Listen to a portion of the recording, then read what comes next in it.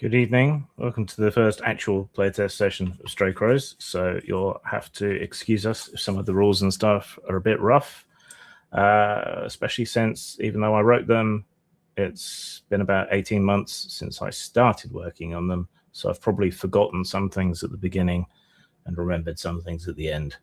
And plus everything is in flux and changing and being updated as we go along anyway. So everyone should have their characters, and because it's designed for anthology play, we should be able to have people drop in, drop out, join in the playtest, leave the playtest, and so on as we go along through the games. So if you want to join in at any point, let me know, but I will want feedback on the rules and your experience and stuff like that. So it's work, serious work. Right, let's bring in the players and say hi to everybody.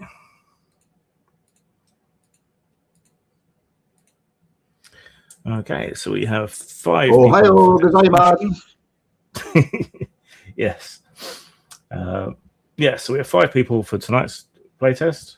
Let's have a quick little introduction to your characters. Though I know Fictional is still finishing his, so maybe we'll leave him till a bit later when he's done. All right, so Witch Queen, who are you playing? Unfortunately, I need to change the name on the avatar, but it is Tanaka Orin. She is a Budoka, and she has sought basically adventure during this turbulent time in Japan. And she's just kind of wandering around. Go ahead. And a Budoka is a martial artist. Yes, exactly. Yeah. So at this time, you do have the early beginnings of jiu-jitsu, judo, karate, but you also have a lot of Chinese martial arts being practiced on the islands. And while Japan is fairly insular, it's not until after unification that they stop kind of going, we're not worthy towards China. So there are other influences as well. So feel free to be quite free in the form of martial arts that your character does, because there were a lot of different influences going on at the time. Mal, who are you playing? I'm playing Takahara. That's his monastery name. He was originally Kwakame Kento. He's from Sakamoto Village. He was a peasant farmer until he was able to join the monastery. He is now a shame, which is the novice, lowest rank of ordained monks at the temple. He's part of the Senshin sect of Japanese Tendai Buddhism out of, and I can't pronounce the monastery name, so I put it there so you could pronounce it for me. It's in the... I see. I'm not too hot on pronunciation either, but I think that line over the O lengthens the sound, so it'd be Sakyoji. Sakaji, okay, Sakyoji. It's at the foot of Mount Hiei, H-I-E-I, and it's within a day's walk of Kyoto. Kyoto being the seat of the emperor and technically the capital, but the emperor's role is much diminished in these troubled times. The village that is right next to Sakyoji Monastery is where Tanaka or Orin comes from. Yeah, Sakamoto Village. Mm-hmm. He's as a novice monk, he spends most of his time performing menial tasks, cleaning floors, training, and keeping watch. Mm-hmm. So the Sohai were warrior monks at the time. Most of them tended to side with the peasantry or join on with the Iko-Iki, which were like peasant revolts that ran autonomous regions during all of this. It's roughly analogous to the way in which you had radical Protestant sects in Britain during the English War of similar period. So they were quite radical. Pure Land Buddhism was fairly dominant. And the sect that you're part of is fairly syncretic. So what that means is they tended to fuse with other local traditions and so on, and fuse together with Shinto, while a lot of other Buddhist sects were not particularly tolerant or syncretic. And this specific monastery, because I know you said that was important before, they're one of the ones that were a big player in the Ekieki rising up. So I guess they had some of the main battles were around that monastery. Mm-hmm. But yeah, they were very renowned, the Sohai, as warriors, and quite often feared. I mean, we all remember the samurai, but the Sohai were, right up there. Then is it Karrigan is playing? Midori Ao. She comes from the Osaka region, not really knowing where, but her house got burnt down when she was a young age. She got adopted, and she learned the way of the shinobi. Okay, cool. Shinobi's as close as you actually really get to ninjas, but they were more spies. Most of them, the shinobi houses, what would later come to be known as ninja houses, again, are related to the Ika-Iki, because those then became sort of formalized in clans around the art of being shinobi and ninja. It's sort of a dishonorable warrior sort of thing. But that's another interesting aspect. Okay, and then Ed is playing. I am playing Abi no Harutsugu, is a provincial Onmyoji scholar attached to a minor magistrate office after the great calamities of 1666. His official duty is boring on paper: examine village petitions, certify suspicious deaths, calculate auspicious travel windows, and determine whether alleged hauntings are fraud, disease, panic, or spiritual disorder. Unofficially, he is sent where the authorities do not want soldiers seen: abandoned hamlets, plague roads, ruined shrines, villages where the dead have no names, and places where gakiboshi are still whispered about after dark. He is not a warrior. He survives by reading the air before trouble arrives, sending paper scouts where living men should not go, finding the correct name in a false ledger, and knowing when to retreat behind rope, salt, seal, and silence. So just to briefly explain, so Onmyoji were like court magicians, like John Dee to Queen Elizabeth I. By the later period, then not in quite such high favor. So being more provincial fits, because more old-fashioned clans and houses and daimyo would still keep those people around, but they've probably lost quite a bit of station. To also explain, so Stray Crows has essentially two settings. One of them is much more historical, and that's set earlier in the Sengoku period, which ends around 1603. You have the option of bringing in magic and other mystical goings-on if you want to that setting to create sort of a hybrid setting.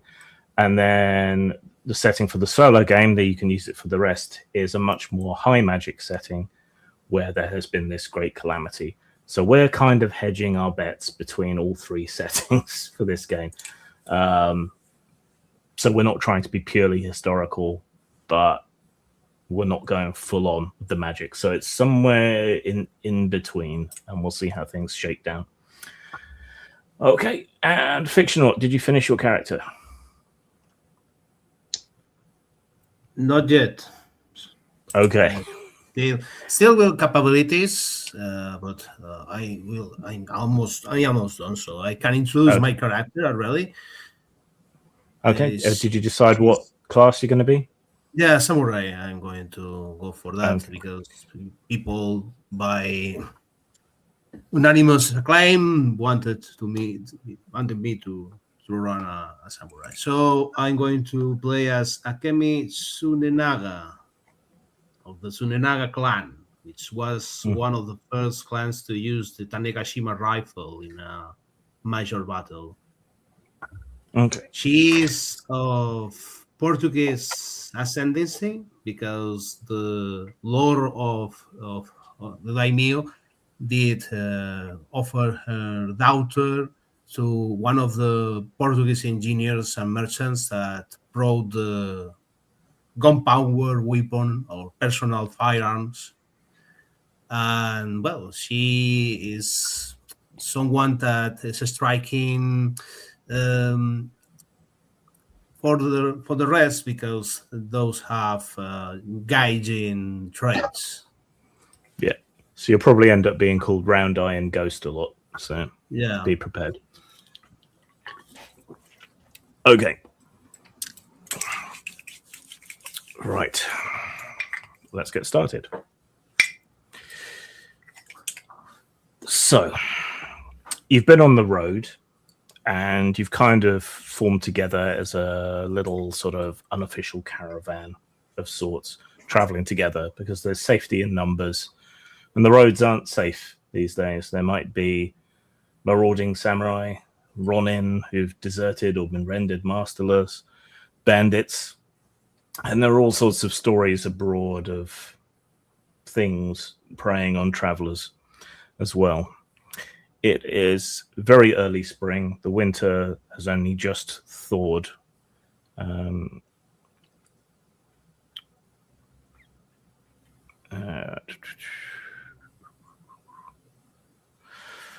Okay, so it's fairly late in the evening, and the road that you've been traveling on hasn't been maintained for quite a while. It's muddy underfoot. You're having to pick your way from slightly drier patch to slightly drier patch. It's rutted.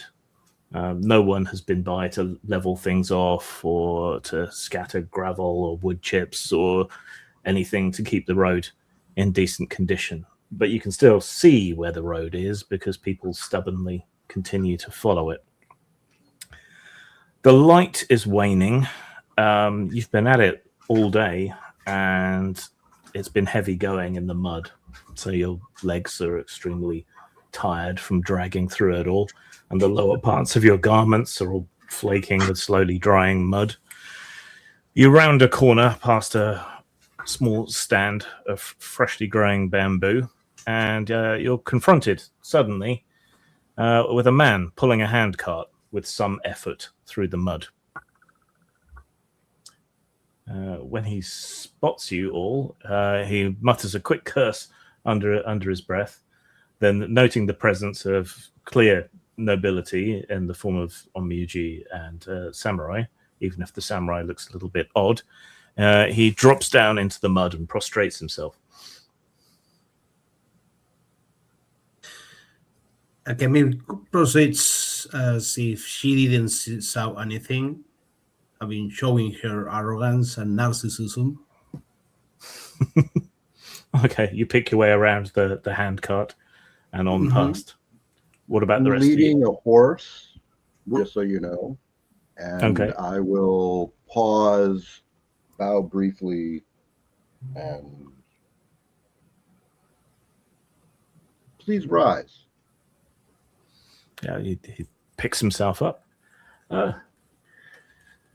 Noble lord, you're traveling in such rough company.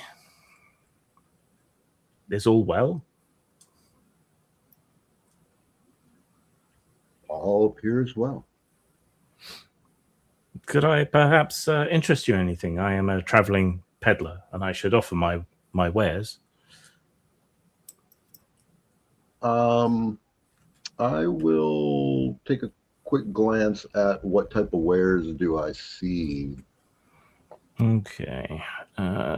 Just a sec. I need to check what to make you roll, if anything.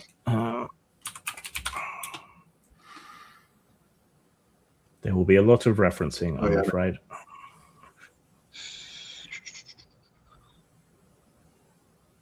Trade. Yeah, make a trade roll. I mean, I don't have it, but I'm just looking at skills, right? So trade would be the best one. Craft, if there's something there that I would want to take a look at. Other than that, I don't see anything that would be useful. Yeah, make it a trade roll. And so if I don't have any skills in a trade or in a skill, if I don't have any points in a capability, how does that work? Then you roll at -5. If it's something you would have to be trained in, which you do. And you're rolling 2d10 because it's an unstressed situation. Perfect. That was my next question. And that is 7. So charm, wait, do I get to add my charm or is it straight no bonus? If trade is based on charm, then you would add your charm bonus. Okay, so then I go back up to 10. Okay. And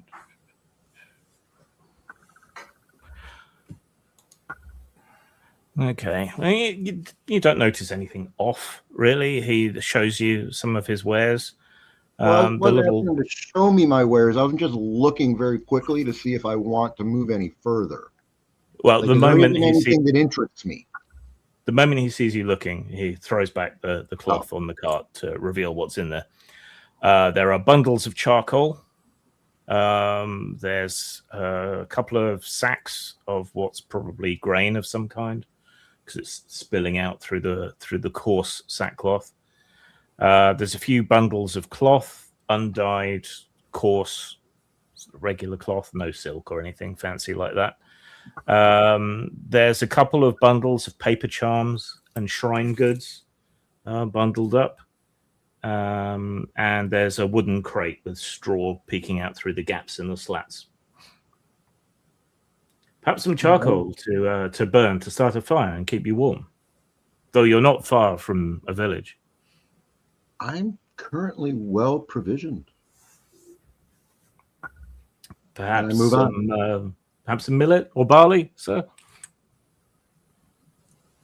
So keep on moving. I'm done with him. All right.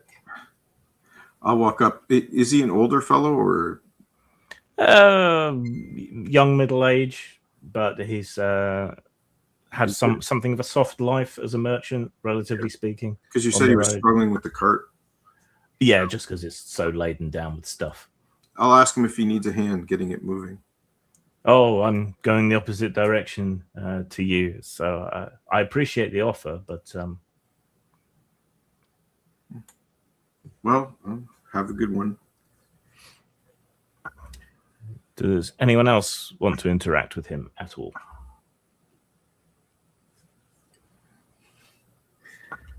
Nope, I'm good. Nope. Okay. Yeah, Oreen has had enough experience with peasants like this that she's like, I'm just gonna stay away from this situation. Yeah, so he waves the rest of you off as you pass by and calls out helpfully. You're about an hour away from Korabane village. So you'll find shelter there. And then he carries on struggling with his cart.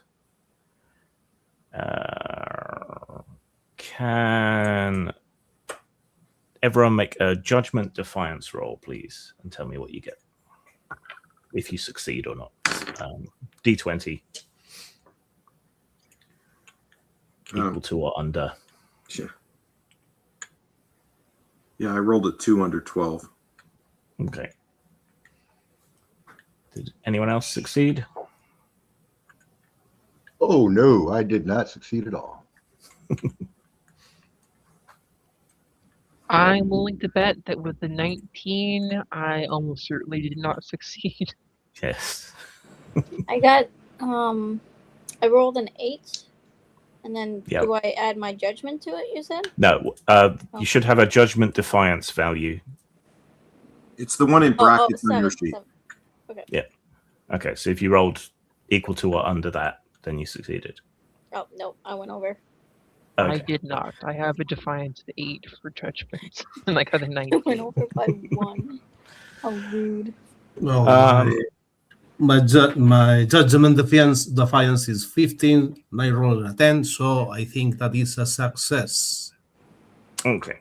So Takahara and Akemi walking past the cart. Yeah, it's the sun has nearly set, and this guy is struggling off in the other direction to the village. And you know that he's definitely not going to reach another way station or another village in the little bit of light that is remaining. It seems slightly off to you that he is hauling his heavy cart off into the night away from the village, when surely it would make more sense to overnight in the village and leave at first light. But that's his business. Well, I mean, since we didn't really realize that, like maybe, I mean, the players didn't realize how long we've been traveling. Yeah. Maybe I'll go back to him and walk along beside him for a bit and say, "Are you sure you don't want to come back to the village as well? You're bound to get waylaid going this way in the middle of the night with that cart full of goods." Oh no, there's hardly anyone on these roads these days. I should be fine, and I may have outstayed my welcome. Are you sure? I'd hate to find your corpse on our way back. I'm sure. I'll be fine. As you Robbers are usually interested in goods, so if anyone threatens me, I'll just run away and leave the cart. I'm sorry to say, but you would run slow. They would run slow, laden with my goods. I think you make a mistake, but it's your life. Your concern and charity is most welcome, Holy One. Thank you. May Buddha go with you. And may the kami watch over you, he says, slightly cheekily. I'm going to walk away. Okay. True to the merchant's word, you eventually arrive in the little river valley that plays host to Korobani village. And I need to find the description of it. Right. The village does not seem particularly prosperous. Some of the outlying houses seem to have been boarded and shuttered. There is a shallow river that runs down through the center of the village, and there's a narrow ford across it with ropes for people to hold on to during flood season. The river is a little higher than normal, you think? Maybe about halfway up your shins if you have to wade across it. There's a lot of smoke in the air, and the air is damp, very damp. There's a constant fine drizzle coming down from the sky. There's a few paper lanterns out, but not many. From here, you can make out what seems to be a hatago, which is a way station inn. There is a little toll post on one side of the river. Up on one of the shallow hillsides, it looks like there's a shrine. You can see lanterns burning there. And there's a constant flow of damp white smoke coming down from the hillside on the other side, near some stands of trees. It's a lot of ash in the air, presumably from the charcoal burners, which is where the white smoke is coming from. And it seems too quiet given the size of the village. I'm gonna have a look around, like sneak around, see if I can find anything, hear anything. All right. There is an older man, sort of half asleep in the toll post when you creep by. So it looks like they still expect to be paid. There's lamplight filtering out through the paper doors of some of the households, but it's only the households towards the center of the village that seem to be occupied now. There's some storehouses but a quick peek through the windows reveals that they're largely empty. It'll be getting close to planting season, so you guess they've run down their stores. The shrine, when you get close enough to look, it's not particularly well kept. There is a rounded stone as a marker for the shrine. It's a Shinto shrine. It has some of those barrier ropes hanging across it and tied to it. And yes, a ninja with a foghorn slips by. And stuck to the stone are loads and loads and loads of paper charms, like more than you would usually see at a provincial shrine like this. Would I know what it would say? What the charms? They're probably people's prayers or wards against evil spirits or bad luck, things like that. But there seem to be a lot more of them than you normally expect.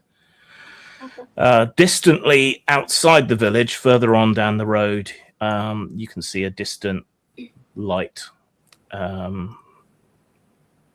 So there must be some sort of outlying building or something further down the road. There's also a slight red glow further on down the road, closer to that distant building.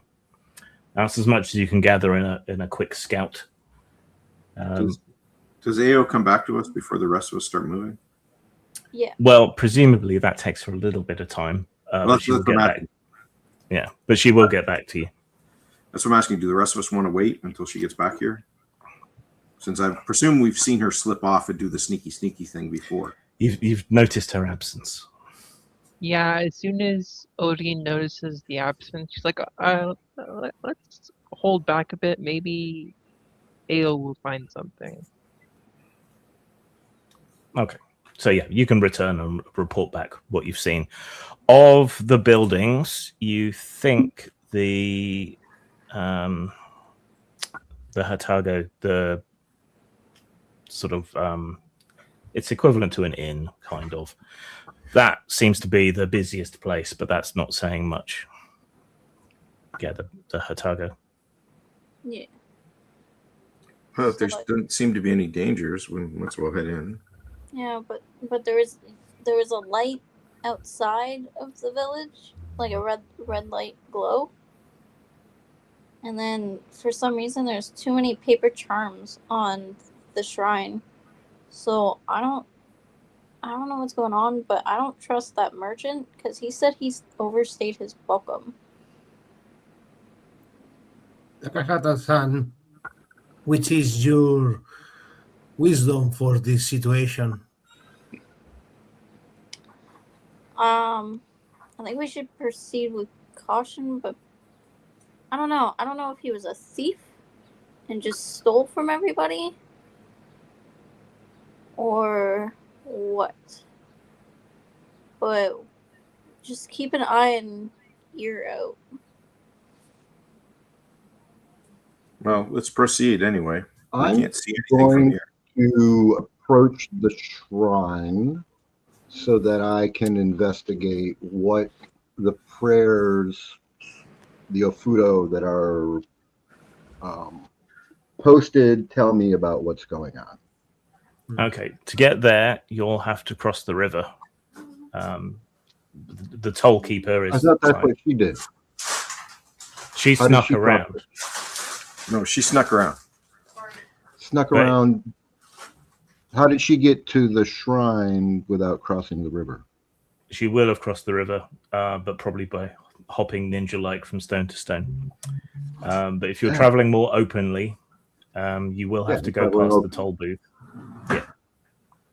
Okay. All right. There is this little older man asleep at the toll house.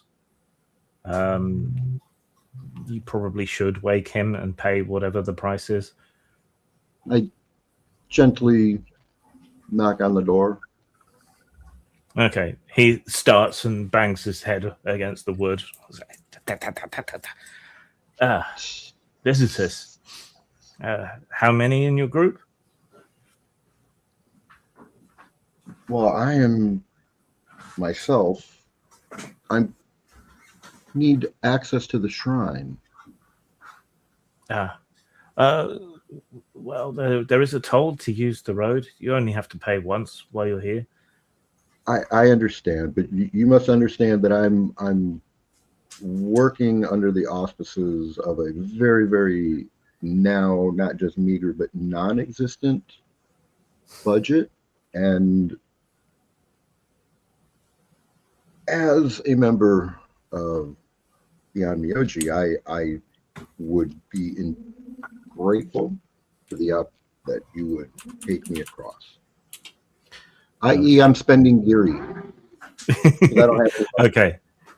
If you spend 1 giri, that's enough goodwill to get everyone and their animals across if they have animals. I think I'm the only one with an animal. Yep. Anybody else have an animal? Their samurai should have a horse.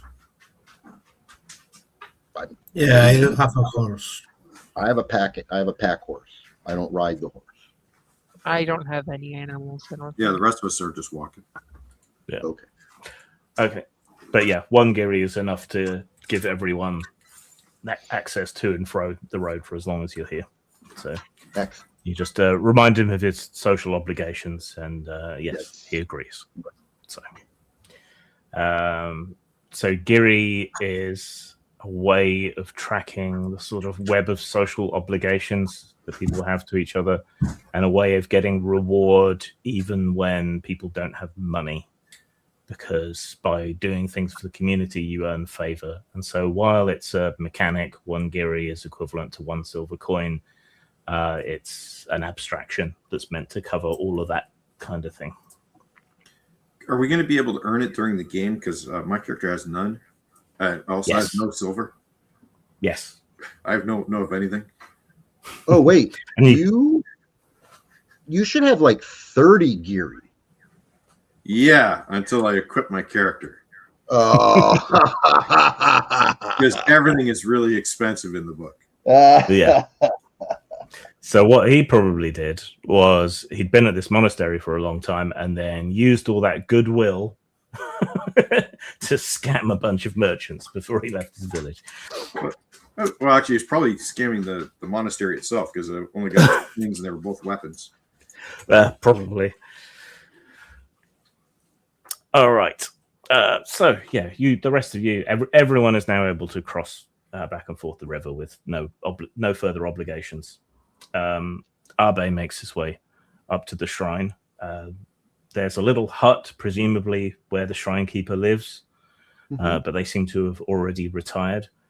There's a staff and a broom outside of it, and a couple of wooden buckets.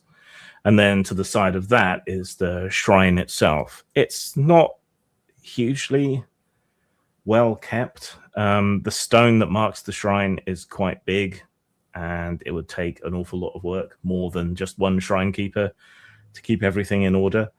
But the ropes, at least, are relatively fresh and well made, and it is just absolutely covered with these prayer marks, the Ofuda. And what are they praying for? Okay.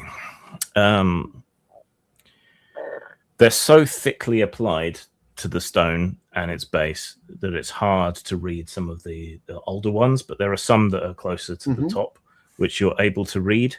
Sort of squint and lean closer.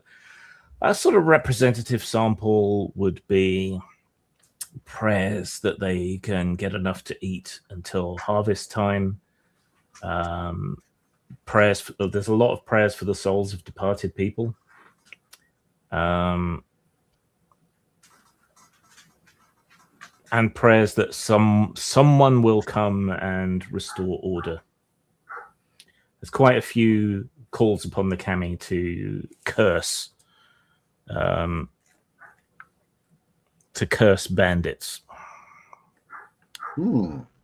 and someone called, if I can find the name here.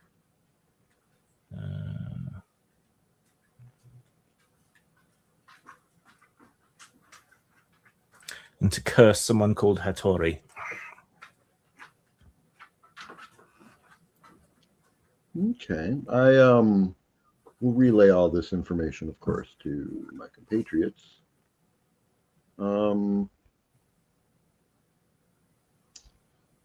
I am unaware of banditry in this area, but this is not it's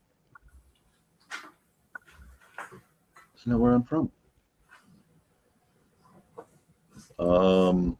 Anybody else like to investigate this stuff? Take a look at.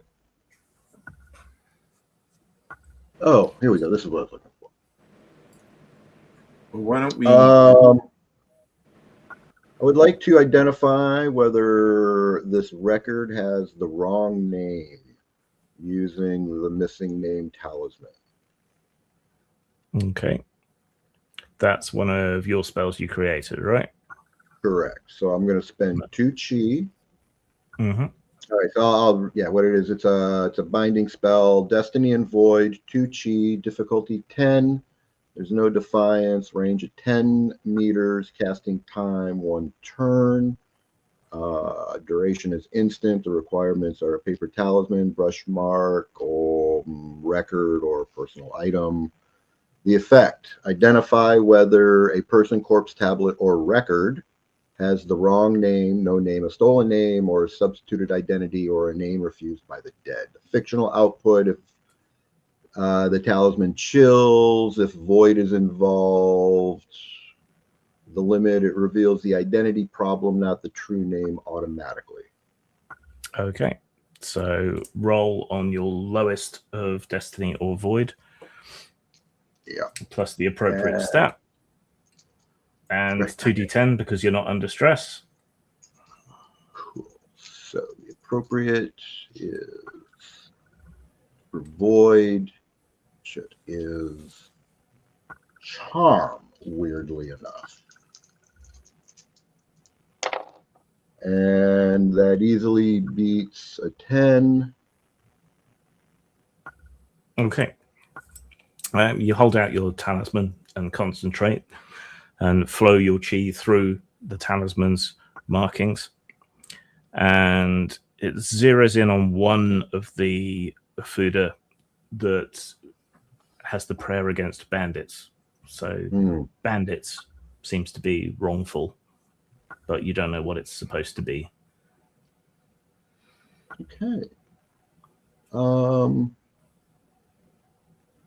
Again, I'm going to relay all this information to my compatriots so that we understand there's more here going on than seems apparent.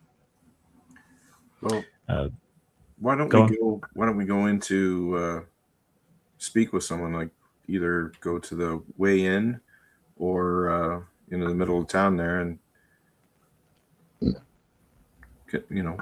we need to get rooms for the night anyway, and it's getting late. Do we want to interrogate the shrine keeper now that we have some more information? I think that might be the most prudent idea. So let's go talk to the shrine keeper, but first let's get shelter ready. The sun has now fully set, and a very wet mist clings to the hillsides. You are right next to the shrine keeper's hut, so if you want to wake him from his slumber, you can do so immediately. Who wants to wake him? I push Abe forward. No. I'm an academic. You're going to wake someone and interrogate them. It needs to be someone who can interrogate. I believe that's a samurai. Okay, perhaps our samurai, yeah. Or a shinobi skill. Yes. I'll walk up to the door, tap it with my staff. Okay. After a couple of taps on the door with your staff. Eventually, you hear grumbling and moving from within. He uses a rope to tie the door shut at night, so it takes him a minute to open it up. A thin man in worn off-white robes that have been washed too many times peeks out, squinting, trying to see in the thin, reedy moonlight. It's late. The shrine will open at first light. We understand, but we would like to speak with you for a moment, if possible. He looks at you with mild disdain, having figured out that you're so high easily from the way you look. I don't wish to endure any lectures about the Buddha or any sutras right now. If you want to debate theology, come back in the morning. No, I'm Who afraid plays my the lord... Ofuda? Who plays the Ofuda about the bandits? Yeah, what? Who else is out there? I was about to say I actually want to address my lord here and let him speak with you. And I point to Abe. He comes out from inside, straightens up with many cracking noises from his back, grabs his staff to lean on it.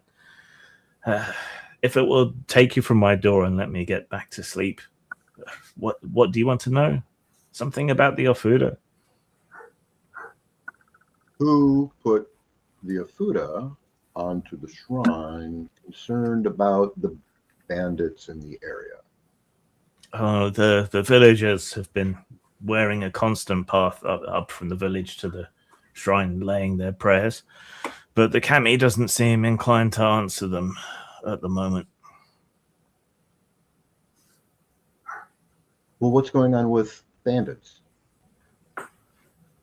There are bandits coming to the village and stealing the dead. We have very little food right now. The people are generous and keep me fed, but many have died from malnutrition or disease. It's been a hard winter. But spring is here. Things will improve.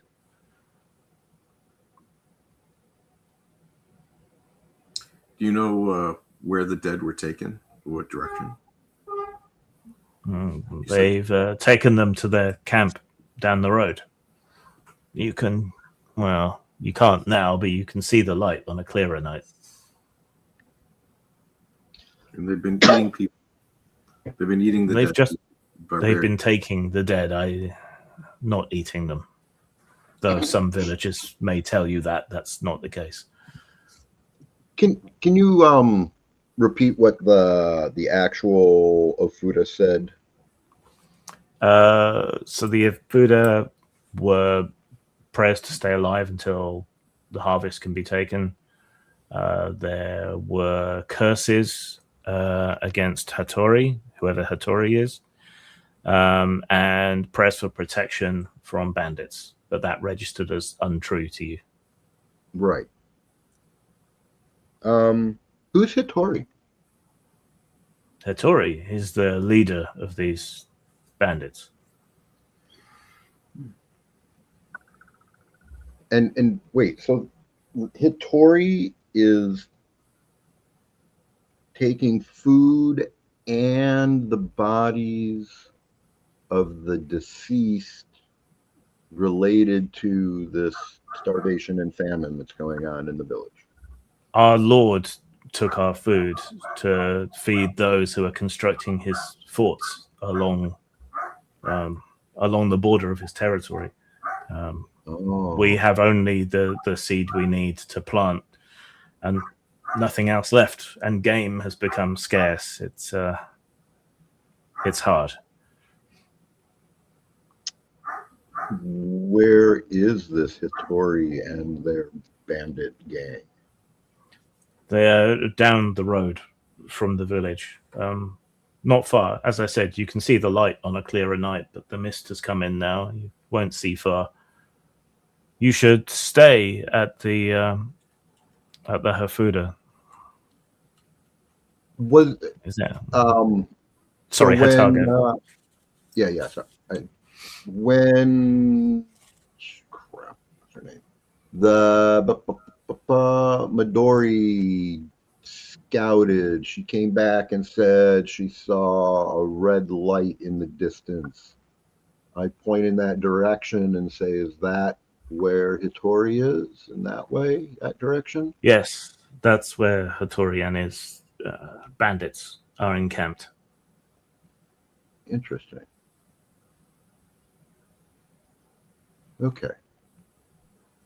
Well, I think we should get out of this damp and get some warm food and rest and think about what's happening.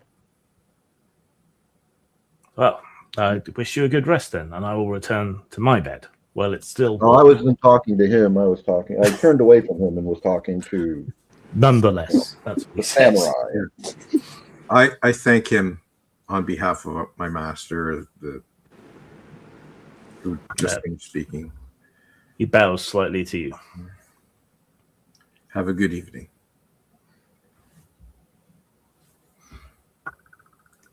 So do you guys want me to go and look at the bandit camp while you guys find rooms? Oh no, not yet. Nope. I No, want to do Just something as a first. scout.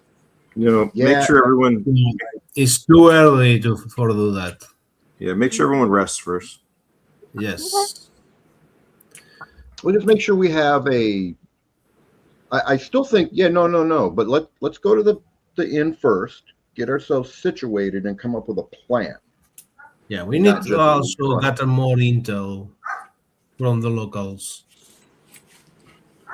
All right.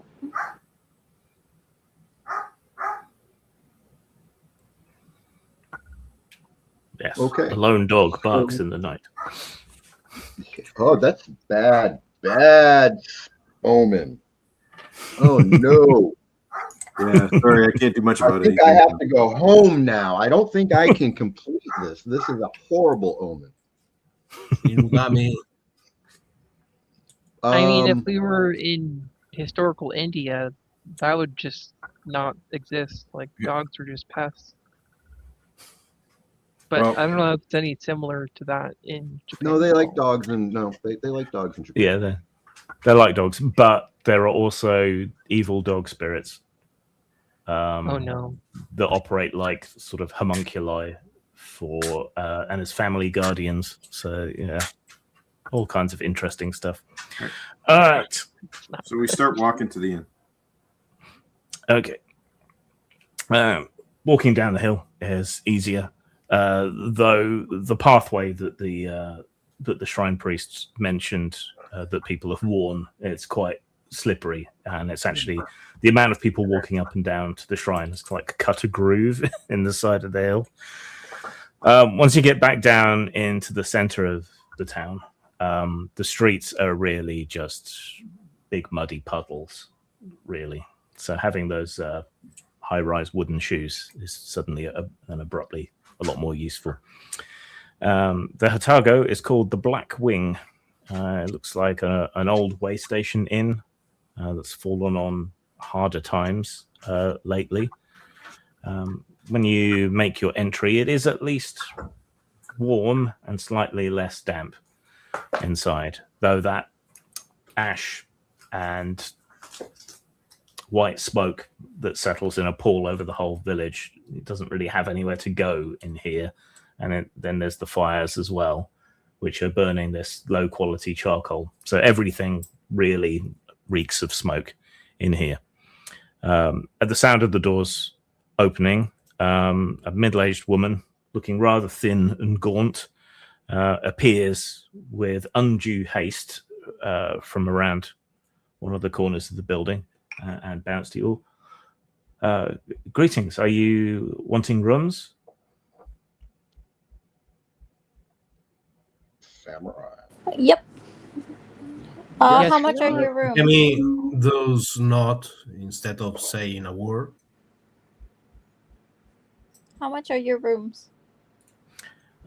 Just a sec.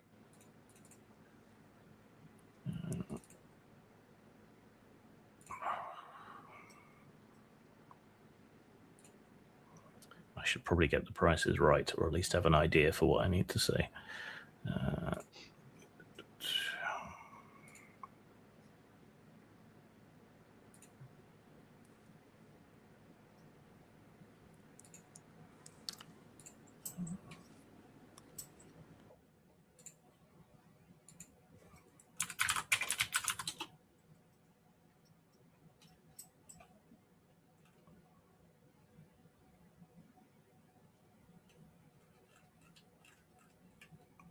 Services. Okay. Do you want food? Do you wish food and sake Everything. as well as a room? Everything. Everything. Right. She quickly surveys you all. Now, due to scarcity, the cost is going to have gone up. So that will be 5, 10, 15.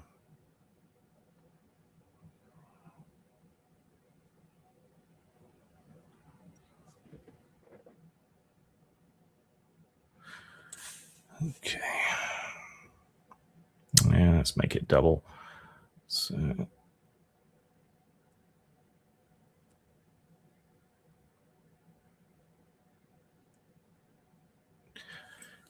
13 silver coins for all of you, and feed for your horse. So I understand Mhm. times are grim and dark, but spring is around the corner.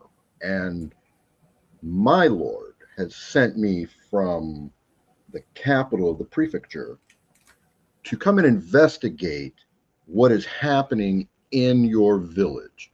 And unfortunately, my script is not to the expectations I would have hoped for this journey. So, knowing that things are only going to get better now that we're here, I'm sure you can see your way past quite that steep of a price. Who has the highest rank out of all of you? Mine's 7. And so, what is a samurai? I think Is it's 8. 8. Yes. Okay, can you roll 2d10 and add 8, Yes. please, for Akemi? Okay. 2d10 plus 8. Yeah. Unless it's higher because of any bonuses or anything. Okay. 7 plus 8. So 15. Mm-hmm. All right. You're of higher standing than her because she's a peasant, albeit slightly higher ranked than the other peasants because she runs an important business. So a result of 15 is polite indifference. So looking over your group, she's not hugely impressed, but she is somewhat desperate. So we have few travelers these days. It's times are desperate. I can go to 12 silver coins. Or perhaps you could speak favorably of my inn to your lord and his retainers. Absolutely. So you can spend Geary instead. Correct. I know. That's where I was headed.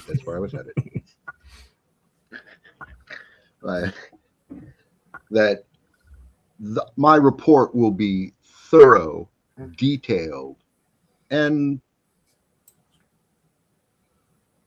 complimentary to your hospitality. Well, very well. If you can scrape together between you 12 Geary or silver or a combination of the two, she will put you up and get you something to eat and drink. Well, I'll throw in 2 Geary. So 10 left. Anyone got any coins or social favor? I have, let's see, 10 Geary and 9 silver. Okay. So I have 10 Geary and 15 silver. I look to the others and say, I'm on my week of fasting and I need to meditate, so I'm going to leave the place and sit outside for the evening. Bow to everyone. Okay. So you can drop Takahara's requirement, so knock 3 silver off. So Yeah. 9. I took 3 ranks in the fasting ability, so I only eat once a week. So Purely for economic reasons. that's how much silver left do we have to pay? So what was it? 2 already, so there's 7 left to pay. I'll just pay it. Okay. Yeah. You count out the coins from your string of money. She makes them disappear and goes off to get you your food. Yeah, there aren't any other travelers here. There are a couple of other people who are maybe from the village, but they're barely paying any attention to you. They look as thin and gaunt as the proprietress. She returns in short order with several bowls and a cup of they're like pottery jars, really, of sake, and leaves that on the table and sets the bowls carefully in front of each of you with one of those broad spoons.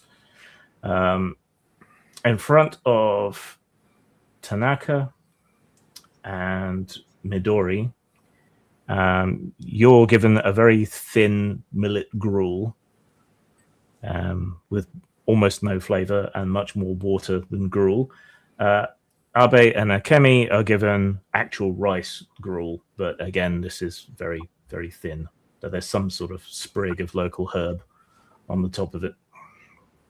The sake has been watered to make ends meet, clearly. That's okay. I'll eat it. I'll eat anything. Liquid filled. It still counts as food, but just barely. And it was the sake, despite being watered, is quite rough. It was very expensive. You get the feeling that they are very short on food here. Okay. While you're eating, Takahara is outside.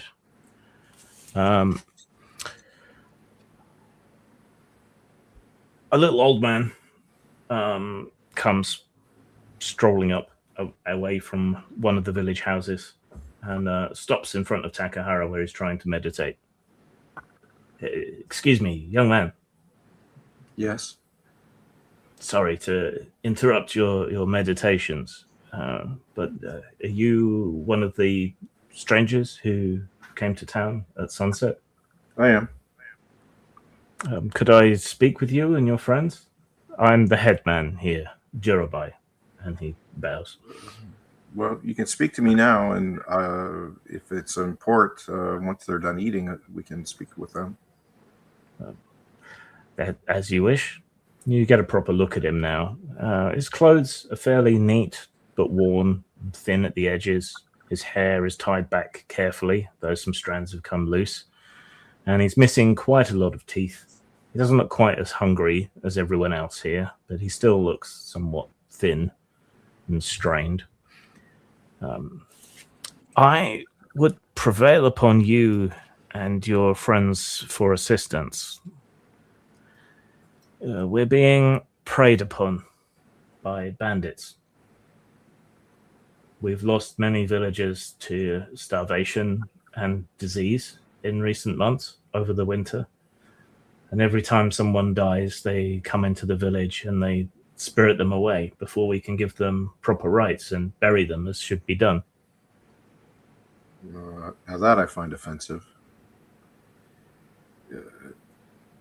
Do you know anything of the bandits, like where they camp?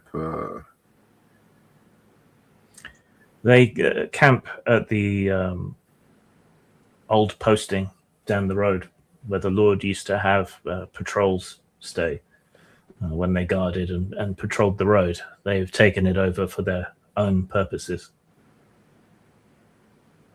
There's maybe 8 of them, plus their leader. Hattori. And he spits on the ground. Well, I can't speak for our samurai or his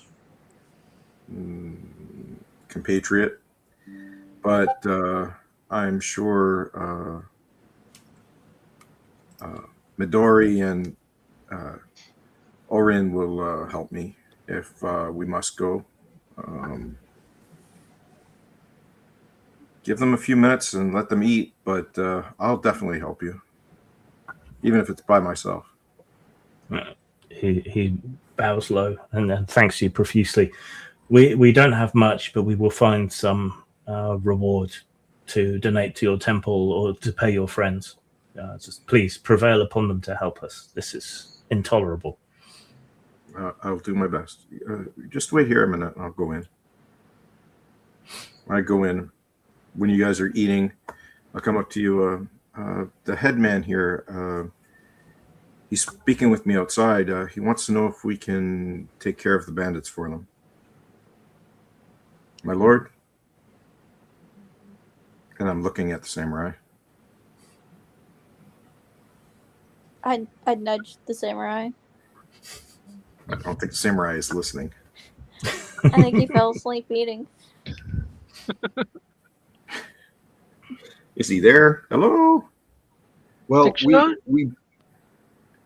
I am under the order of my lord to ensure that all dead are properly documented and buried properly to maintain safety of the roads and the prefecture. So yes, we need to address this. Yeah, I was already gonna probably stab some in the first place. So But I'm already in. before we start stabby, let's bring in the headman and see what he has to tell us. Yes, I told him to wait until you were finished eating, but I didn't want to speak for your lordships. Well, this lordship over here just nods at us a lot. Yeah, you handle it. Talking to people is peasant stuff. Apparently. Okay, yeah, the old man comes in, shucking his shoes at the door, obviously. He waves over the proprietress and shares a couple of quick words with her, and she returns with thicker rice porridge for everyone, which has been sweetened slightly. So he's already using his influence for your sake. Thank you for agreeing to help us. It has been a very hard winter here. We can appreciate the hardship of these days. We understand there is an issue with the dead being put to rest properly. I have been sent out into these hinterlands from the capital of this prefecture by my lord to ensure that everything has been documented correctly. That sounds like that's not happening. Explain to me, why is this the case? I'm glad that the Hojo clan is taking our troubles more seriously in these times. These bandits, they're a raggedy bunch. They don't rob us. They don't demand food or supplies from us. They just take our dead. They come in when someone has died. They always seem to know. And they take them away, back towards their camp. And what they do with them, I don't know. But we are not permitted to properly prepare them and bury them and honor them as we should. This is intolerable. Our ancestors, our the friends, current death ledger? The shrine keeper keeps it. We record their deaths and we do what we can. We leave prayers at the shrine and we pray to them, but their spirits must be unquiet, and if something is not done, it's only a matter of time until we're visited by an Onryo or a Gaki. So there has been no hungry ghost or other disturbance, despite the dead not receiving proper burial here. Not as of yet, noble scholar. How long has this been going on? Since about midwinter. That's when they came here first.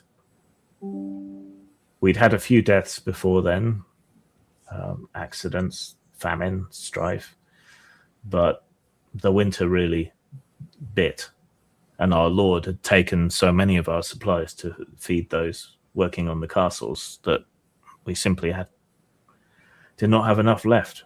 And what we do have, we must keep to sow. So tell me about this Hittori. Hattori is an oaf, but he keeps the rest of his men in line. They are more oafish than he is. I wouldn't be surprised if they're merely hungry peasants from another village, less resilient than ours, perhaps. He keeps them in order. Okay. Why don't you let us investigate the fort when the sun rises? Well, investigate all you wish, but hopefully you'll be able to deal with this problem for us. They outnumber you, but you seem formidable. Yes, I want to see. I was going to say is I want to see what their numbers are, what their defenses are before we attack. We think there are 8 of them, plus Hattori. They wield spears and wear rough armor. None of it seems to match, taken from various places, I think. Well, again, I think we're best to wait till light and go investigate. I'd leave things in your capable hands. Headman. We appreciate your candor, and we will consult with you on the morrow. Headman, is there So- anyone? Let Takahara speak. Is Yes, there, priest. is there anyone in your village who's sick, who needs help? I'm fairly skilled at healing. We are all thin and hungry. Then I can't help, but do you have any injuries that need to be treated while I'm here? Not at present, but thank you greatly for the offer.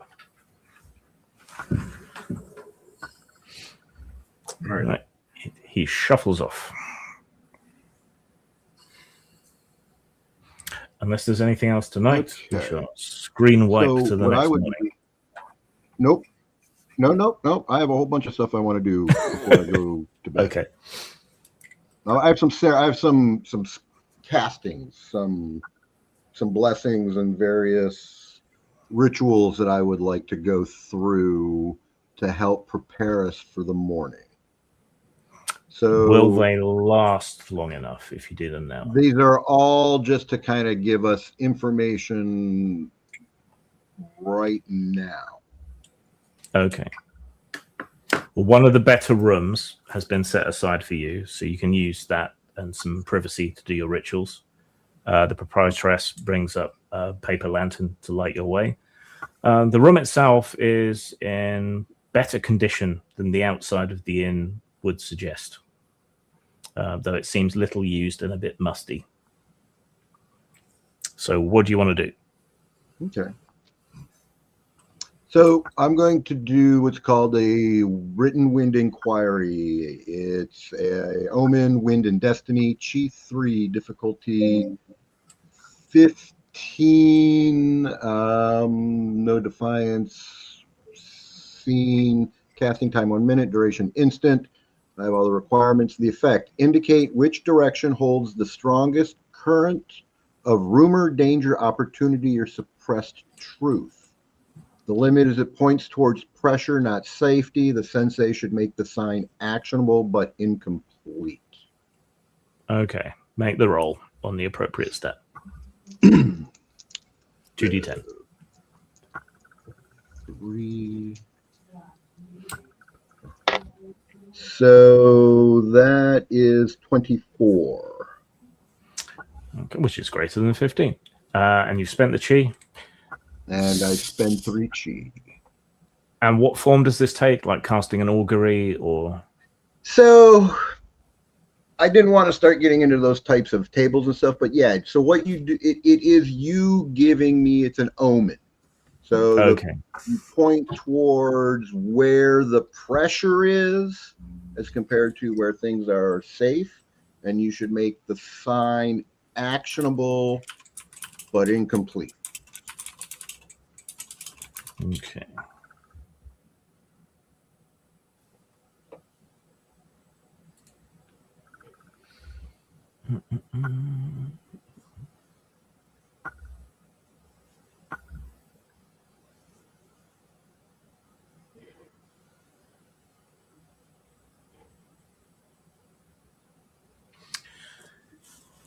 When you cast your augury, your attention is drawn to a little shrine on a shelf in this room.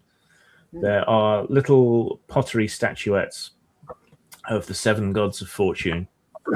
And you notice that Jurajin, the god of longevity, is slightly out of line with the others.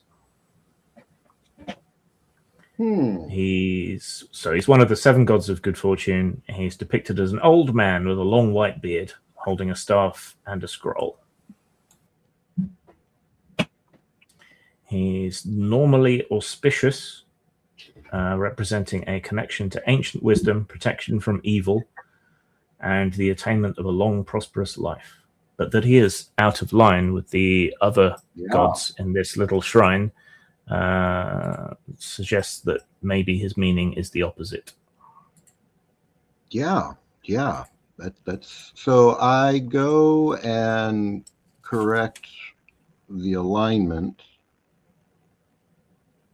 and yeah, that'll prepare us for the morning. So just in general, before we like run off and do stuff, I can like what I'm best at is information, and the closest that you get to buffing in the setting as far as I have been able to work out. Okay. I can make the other players. I can't really do much to myself. When you realign the statue, you notice that it bears a slight passing resemblance to the village headman. Were there any other rituals or castings that you wanted to do? And does anyone else want to do anything overnight, or is it all resting and recharging your chi now? I step out back to the position where I was going to meditate for the evening and sit back down, get into meditation position, and bring my cloak around me and sit for the night to meditate while these guys sleep. Interesting. Yeah, I'm going to have to do one more ritual with that revelation. Let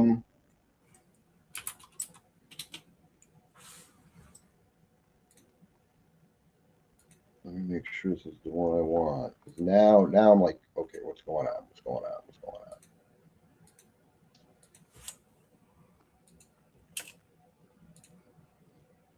Okay, so what I'm going to do is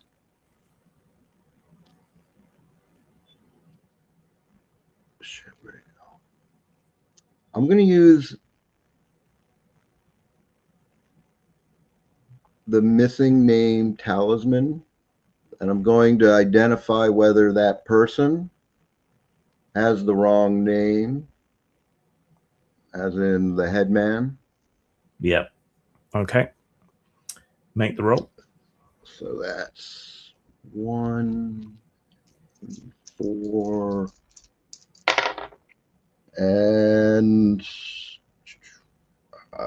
6, 8, 14. 10 was the difficulty. Okay. No, he is who he says he is,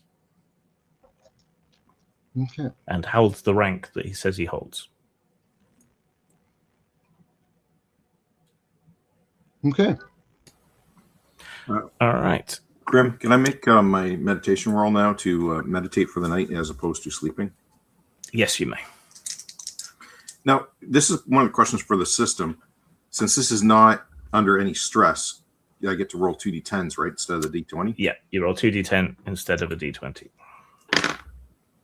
Yeah, that does make a difference. So it's 17 total. Okay. Yeah, so you can just meditate all night.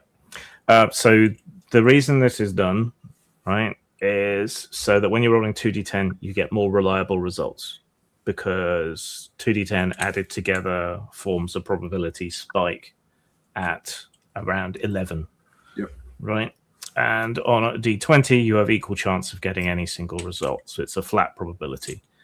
So you get wilder swings when you're under stress and doing things in combat, and you get more reliable results, but less likely to screw up really badly or succeed really well if you're taking your time.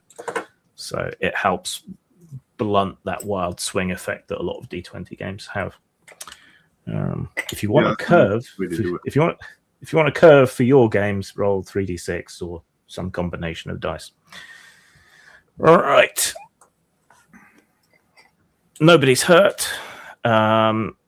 You get 1 chi back if you're not meditating. So please record that as appropriate. And next day. Yay! Woo! Talk. You've survived 1 day in game. No, I was applauding the talk. Yes, I have sticks. They're cheaper than proper Japanese ones, but they make roughly the right noise. All right. You're woken by cockerels crowing at first light, though it's a washed out light through the morning mist, and the smoke is being renewed by the charcoal burners working away on the slopes of the hill. More rice porridge is laid out for you for your morning repast, for those of you who want it. So you're still being Are we okay with treated splitting extra the party? well. Yeah, we've been treated extra well. Are we okay with splitting the party? Because I need to go check the death ledger. But I can do that, on my own. I just need to investigate it. It would be nice to have somebody accompany me just in case. But if anybody wanted to go and do some scouting, I can prep them with some good luck if they were interested.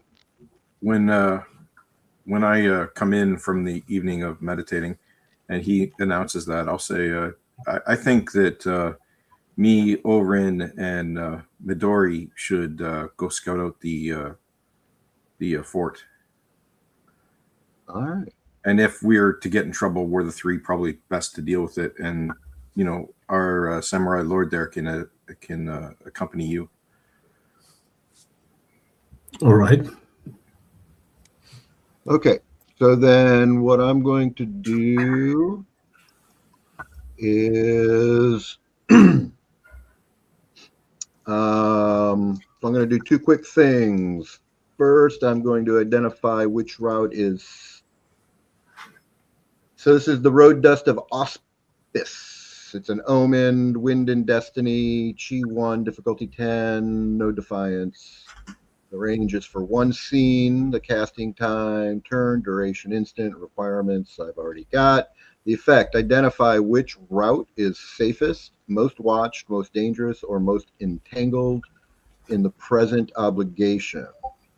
The dust will give me the direction. The limit, it gives the route pressure, but not certainty. No route should be risk-free.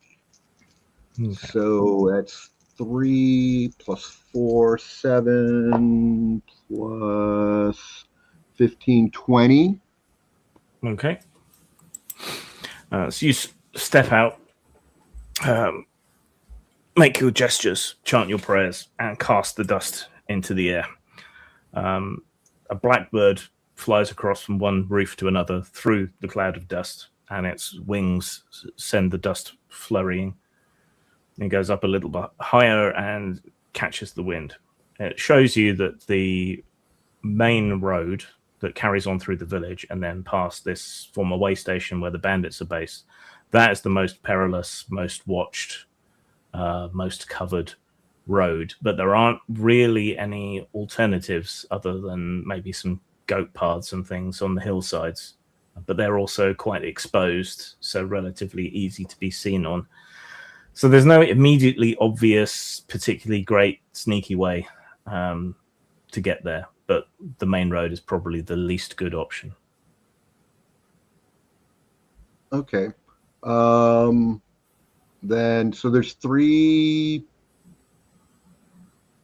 people going. I am going to put together 3 lucky hour talismans. Wind and Destiny, Chi 2, difficulty 10, touch is the range, casting time is a minute, duration, oddly enough, is an hour. The effect, the bearer gains +2 once to travel timing, stealth approach, paperwork, arrival, parley timing, or ambush positioning. So sneaky limit, type stuff. Right. The limit does not modify ordinary attack rolls unless timing is the core issue. Okay. All right. So you throw that 3 times? Yep. So I got 1, 2, and 3. Okay. So you make 3 folded paper talismans, hand them to your compatriots. As each of you takes the talisman, you feel like your senses and awareness is heightened, and like your footsteps have gotten quieter. Okay. Can I also, before we go, can I take a check on, I wanted to do this last night while I was meditating, thinking about this. Are there any folkloric stories that have to do with taking the dead, like absconding with the dead? Yeah. That's you got an appropriate skill. Mysticism. Yep. Okay. Understanding various religions and folkloric stories. Okay. So 2d10. Okay. Now there was a way to make a defiance roll, right? When you mess up. Yes. Yeah, you can. Right. Yeah. I'm not sure whether that's applicable in this instance, because you're trying to remember something specific. I've been concentrating it all night. Can't you spend chi for +5? Or do you have to claim that first? You have to declare that before. Okay, I'll let you make a intellect roll. Defiance? Defiance, yeah. There we go. 3 under 7. Okay. So... But that cost me a chi, right? No, you can spend a chi to re-roll a defiance roll. So if you'd failed, you can spend a chi. Okay. I thought the defiance roll in this case would have cost me 1. No, sometimes a defiance roll can help you recover from a failed skill check, and then you can you have the opportunity to make the defiance roll. So in this case, what I will say, I will take it from like remembering something specific down to remembering something more general. So given the relative famine in the area, the obvious reason to take bodies would be cannibalism, but there's a lot of taboos and so on around that, and it's a huge insult to the dead, which according to folklore would mean they would inevitably rise and attack and seek revenge, and it would just be bad news for everybody involved. Dead bodies can also be disinterred or used for various forms of black magic. and so on. From folklore, just basically anything to do with messing with bodies is very bad karma. But anything to do with dealing with bodies anyway is bad karma. Anyone who deals with bodies in any way is considered spiritually stained. Yeah, I was trying to see if there was like, a magic tradition or something that used the bodies, or a certain creature or something that used them. There are lots of ghoul-type creatures and various interpretations of them. So your head is sort of swimming with all of these different things, but none of it is good. Okay. All right. Well, I'll turn to the other two and ask, what do the two of you guys think? Should we take the main road or try one of those goat paths? I think Ao could lead us down one better than just walking out in the open. Orin? Ao? Yes. What do you think? Let her lead, or me and you Um, are the fighters, so Yeah, I think Ao should lead because she's kind of the scout of sorts. Okay. So you're on deck, Midori.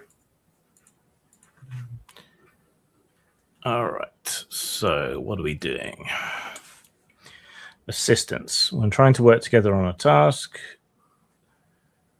So basically, Midori will be leading as a scout and helping you two along. So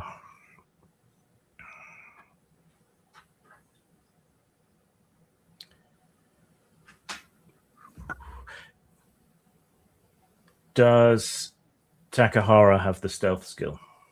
No. Does Tanaka have the stealth skill? Let me double check, but I want to say she doesn't. No, I'm pretty agile though, but No, she does not have the stealth skill. that's why I want Okay. Midori to lead. I'm assuming Midori has the stealth skill. Yeah, she's got all kinds of it. Yeah, Yo, the Michael. highest skill I have is listening? unarmed combat at 3. Midori, are you there?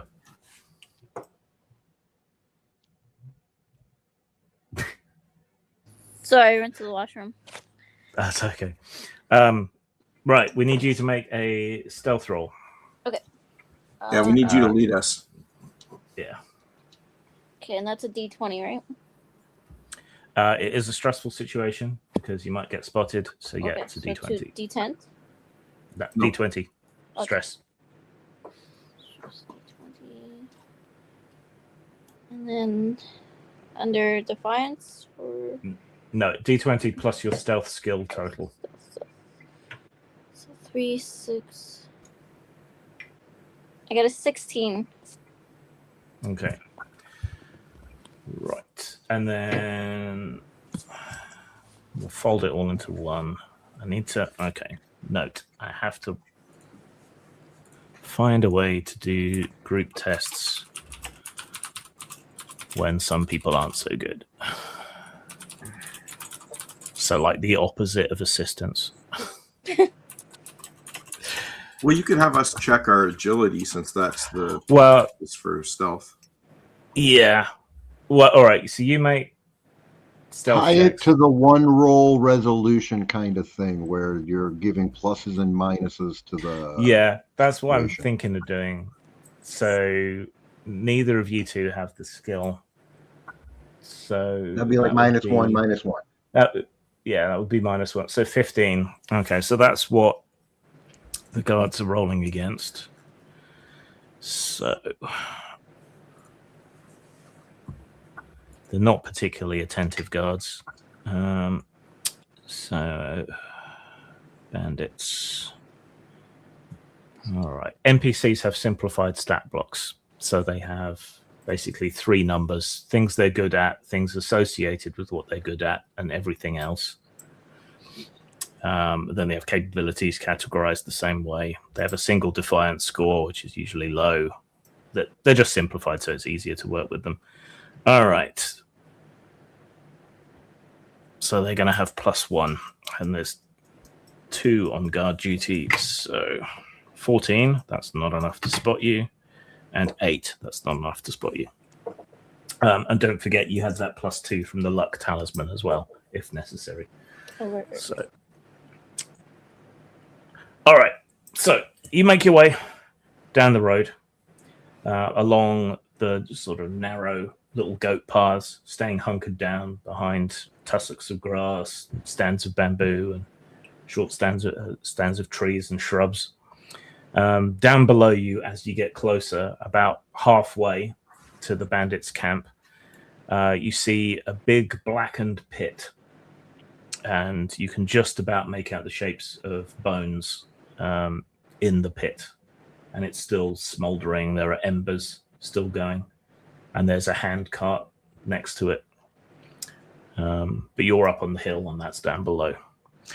So you make your way the rest of the way. Where did I put it?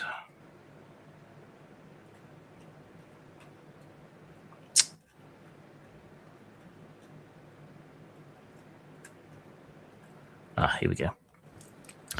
All right. The place that the bandits seem to have singled out is an old watch post, a former roadside checkpoint. It's only about a mile from the village. It's slightly up on the hillside, so you're coming in almost directly behind it. And it looks down on another river crossing that's more of a proper bridge. It's a low wooden structure surrounded by a rough palisade. Like most of the buildings around here, it looks like it's seen better days. They probably used it or it probably used to be used to collect tolls if the people in the village didn't manage to do it, to monitor who was traveling, and to act as a base for patrols. There's a few barrels piled up outside. There's a couple of men sort of on watch, but not paying a great deal of attention.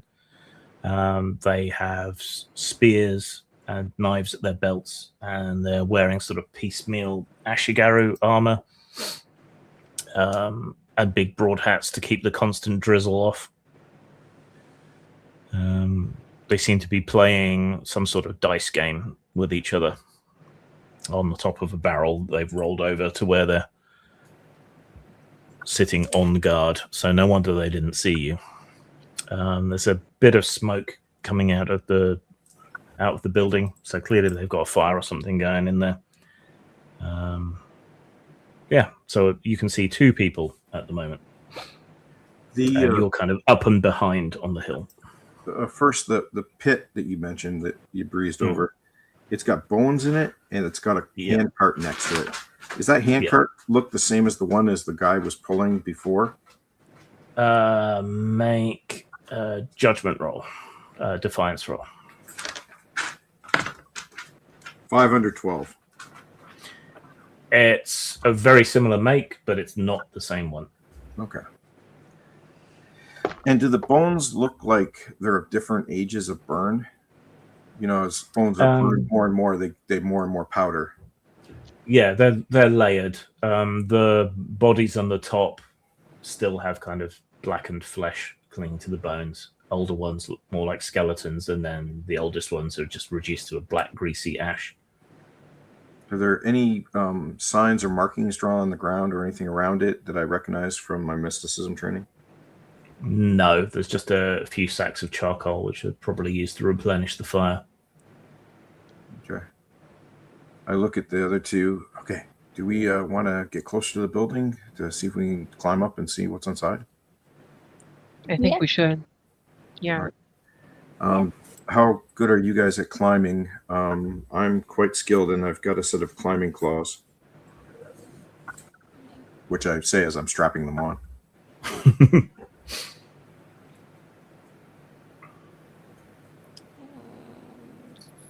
I don't see a climbing skill, but I do see that I have athletics at 1.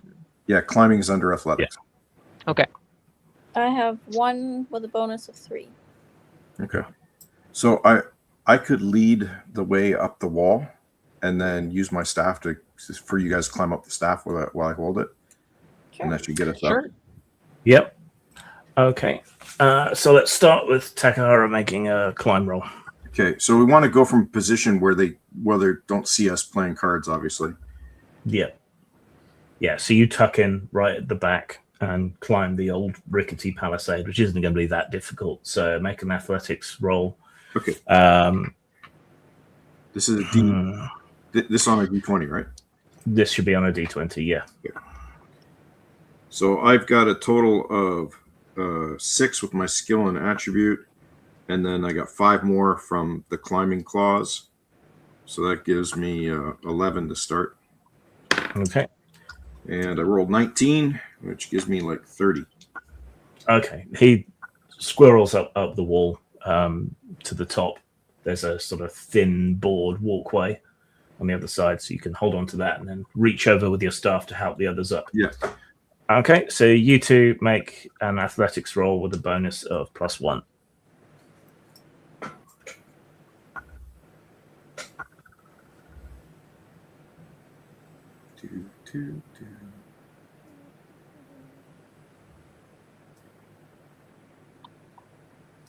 We're waiting for it, guys. Sorry, I'm just calculating. I got a. Wait, it's athletics. I had a 14. Okay, no problem. You grab hold of the staff, and Takara helps haul you up, and you brace some of your weight with your feet against the palisade, and then you're up and over. And then Tanaka.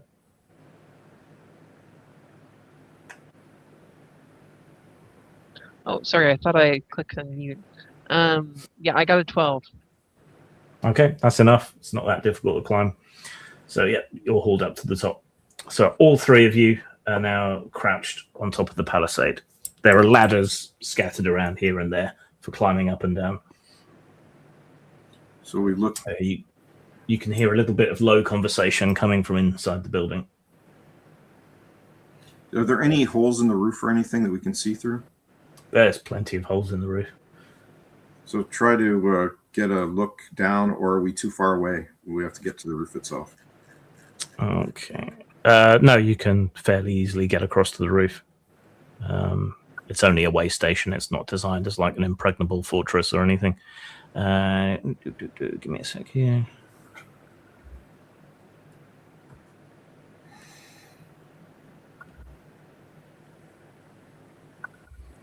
Okay.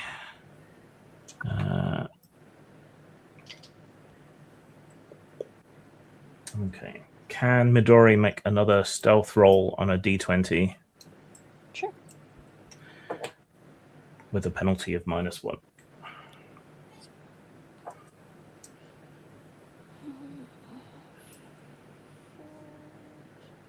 16. Okay. Spend the luck from the talisman. Okay. So you've used the luck up from that. You 2 others still have your luck. All right. A couple of tiles, not loose, but Midori manages to reach out and grab one of the tiles before it can slide all the way off the roof and smash on the ground, thereby not giving you away. All right. Peeking down through the holes in the roof. It's a single-story, long, flat building. There's sleeping quarters, and there's a couple of men asleep on tatami mats with their spears piled in the corner and their unlaced armor laying around haphazardly. Looks like they've been drinking and they're sleeping quite deeply.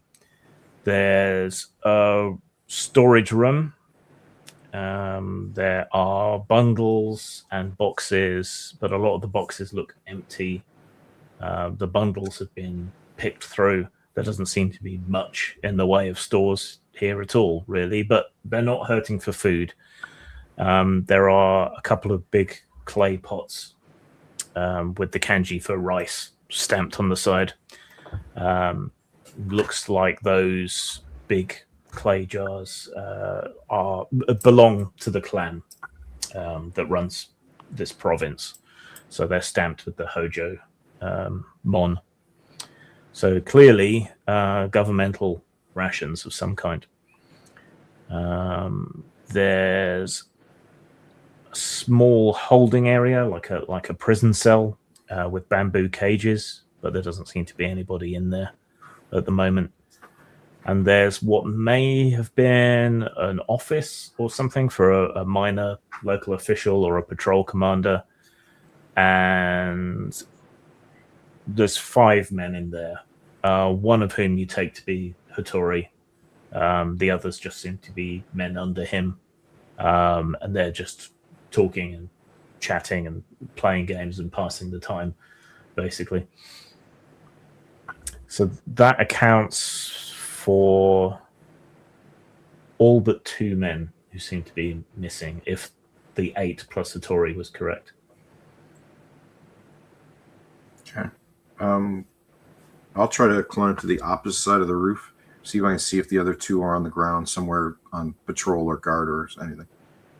Okay, you pick your way across the roof very carefully because it's quite loose and rotten in some places. All you can see is the 2 men who are on guard outside, who you already accounted for. You can't see the missing other 2 men.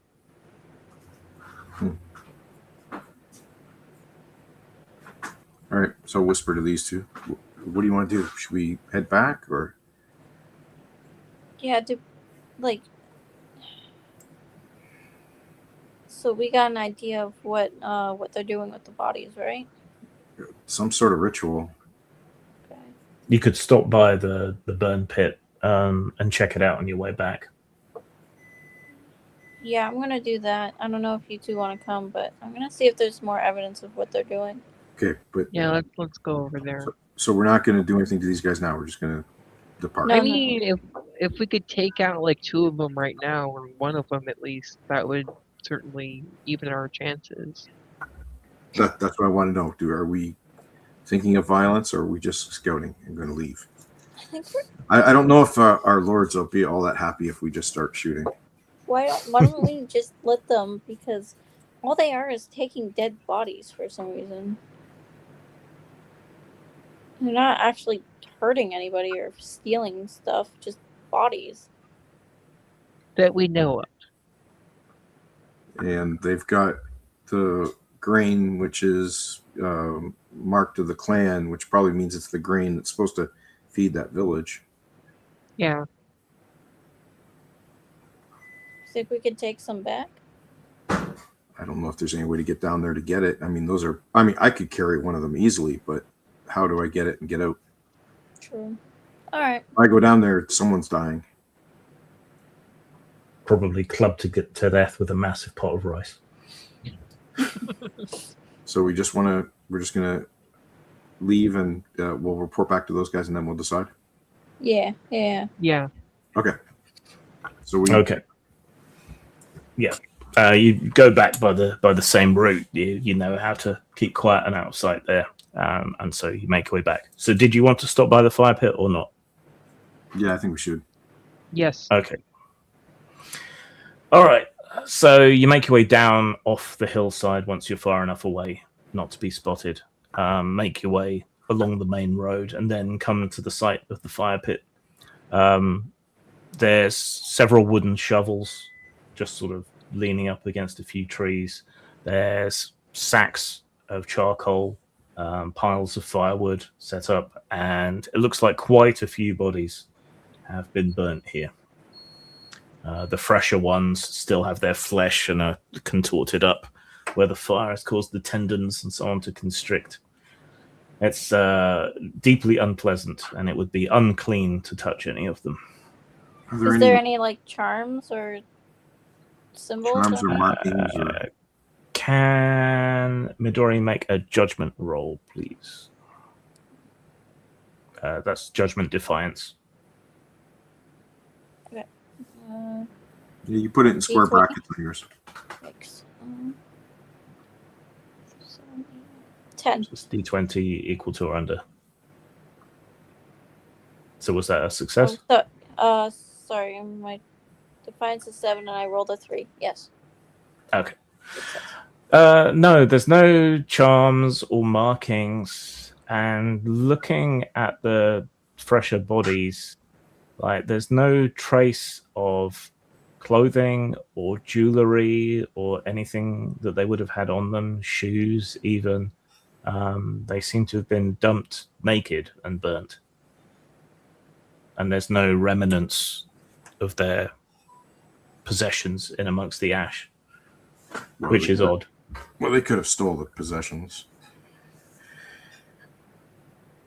Okay, well, we'll make a note of it and get moving before we're noticed. All right. Yep.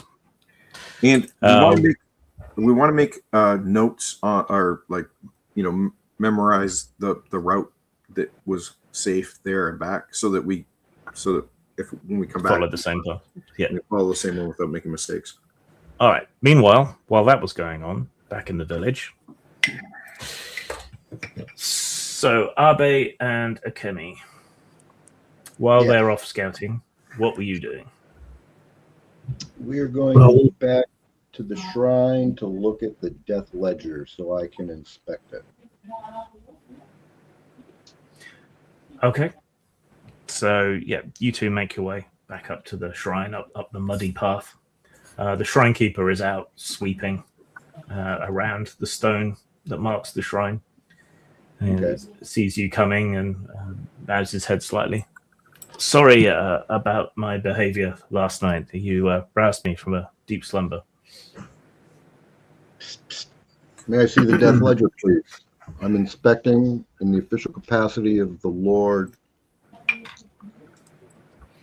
Yeah, he'll accept your authority, and you didn't bring that damn Buddhist with you, so he's not so upset.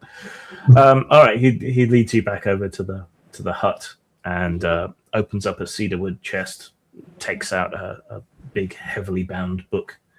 When did you wish to check for? I must inspect and perform the proper rituals first. So what I'm doing is casting Ledger Inconsistency Reading. This is an Omen, Destiny, 1 Chi, difficulty of 5, no defiance, touch 1 minute casting time, instant. The effect is detect whether a record, testimony, petition, notice, pass, or tax entry contains omissions, substitutions, coercion, false identity, or official fabrication. Fictional output, you give the type of wrongness, not the culprit. Does not reveal who altered the record or why. Okay, make your roll. Oh, I made it. It's 5, and 1. Yeah, no problem. You still got to roll in case you I get did. botched. I rolled 12 plus 5. Okay. So you flip through the book and mutter your prayers and stare at it, and your eyes are drawn to several places. The population of the village, because births are registered in here as well, and the number of deaths. And then you think back to roughly how many people you think live in the village, and you're sensing omissions. There are deaths that have not been recorded in this book. I point to that number and peer at the shrine keeper. Do you verify these entries? I enter all of the deaths that I am told to enter. That wasn't my question. That was my answer. I do not verify. There is an old woman who handles the dead for the village. Oh. Who would that be? Abu Rakam. Will you summon her here? I mean, I don't have anyone to send. I can go and get her. Please do.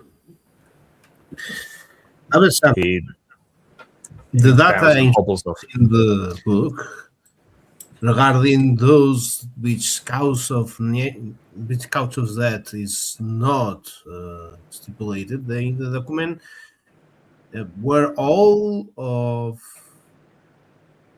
the male gender, young adults.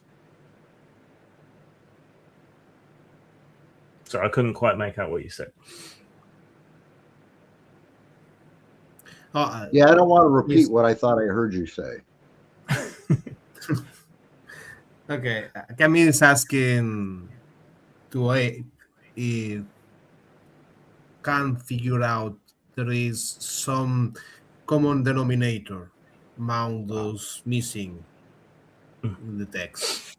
It's I think there is the name and the age, but not the cause of death or the burial place.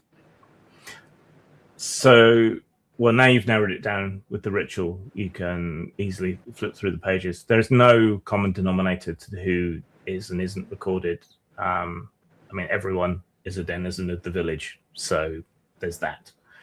But that's all. The shrine keeper returns with the unclean Barakamin mourner, an old woman. This is Chio. She handles the dead. Can you explain these inconsistencies? Our Lord here is concerned. The bandits, they threaten me not to report all of the dead.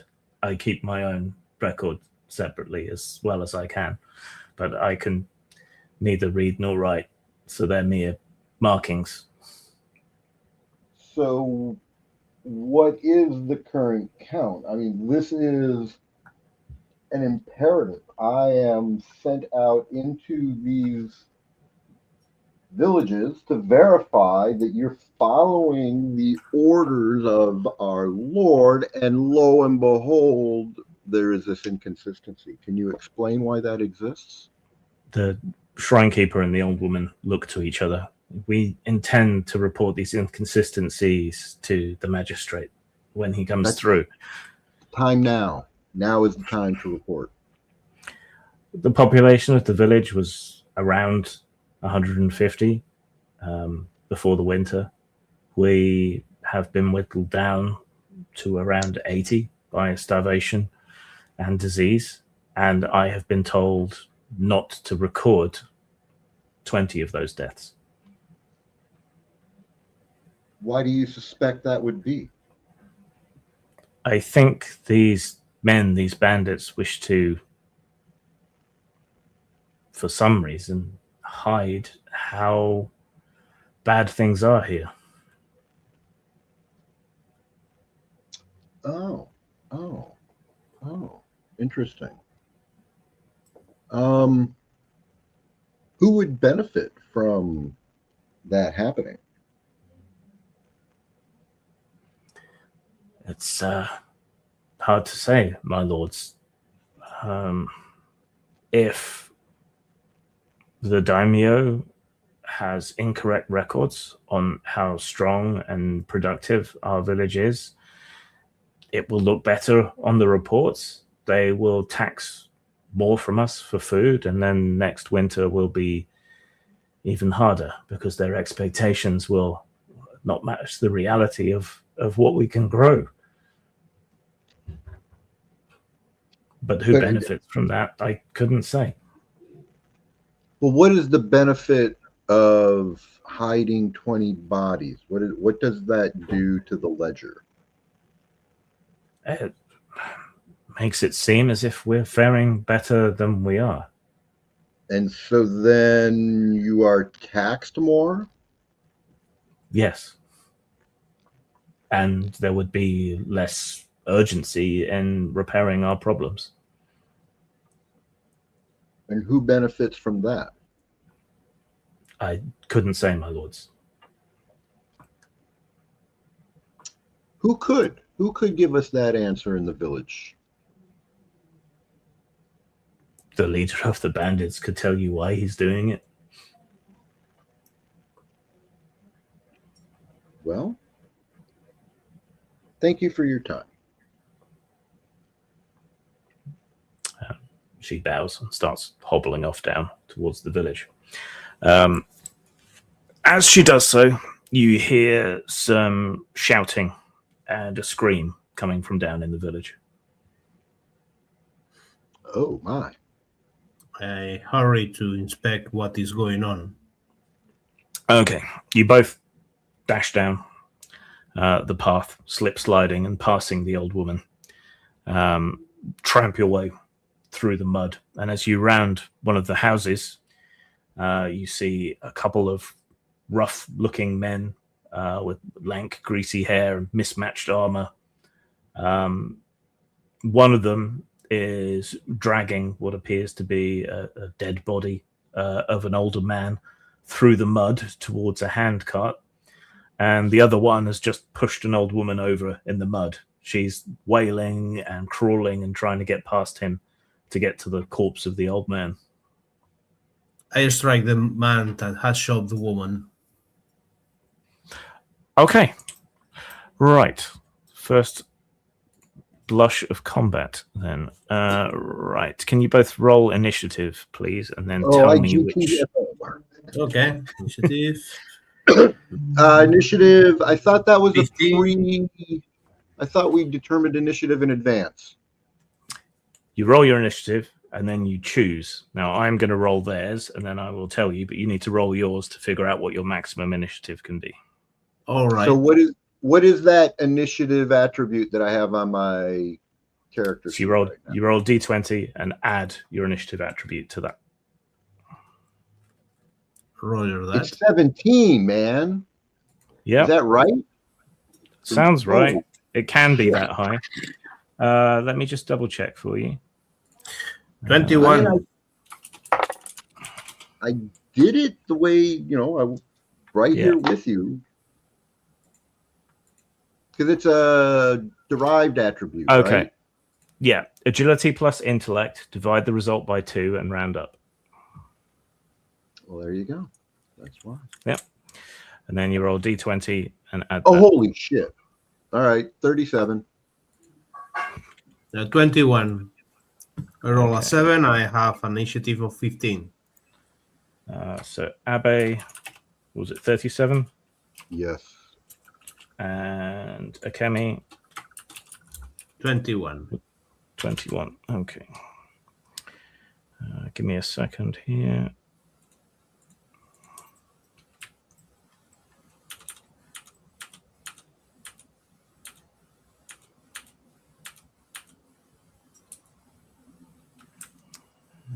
Shigeru. For the record, the reason why Akemi attacked the woman, the one that shot the woman, is to not have the bad luck of touching the corpse. Yeah. This is a big taboo.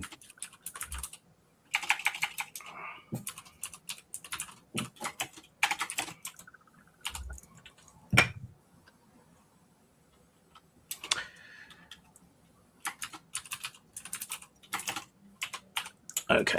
I will caution you that combat is incredibly deadly, so be cautious. Right. Both of these bandits, Ashigaru, whatever, they rolled 16 for their initiative, and they're taking their maximum initiative because they want to react as quickly as possible to you two. You can choose your initiative scores, anything from 0 up to what you rolled. So you can choose to go before them or after them. All right, I want to act before them do, so I could one-shot one of them because I think that my katana can do that. Okay, we'll get to you in a sec then. Yeah. Grim, yes. real corrupt question. So how do we know what their initiative is to know to I tell you. Oh, okay. I tell you what they choose. I didn't realize you were telling us their initiatives. Yeah, it was 16. All right, and when does Abe want to go? Man. I think I am going now.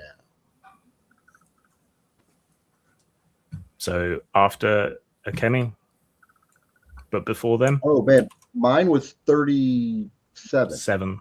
Yep. 37. So 37. Yeah, so do you want to go first? Do you want Yes. to go after Akemi? Okay. I'm going to go first. All right. So, Abe's go. You can move and make as many actions as you want up to your limit.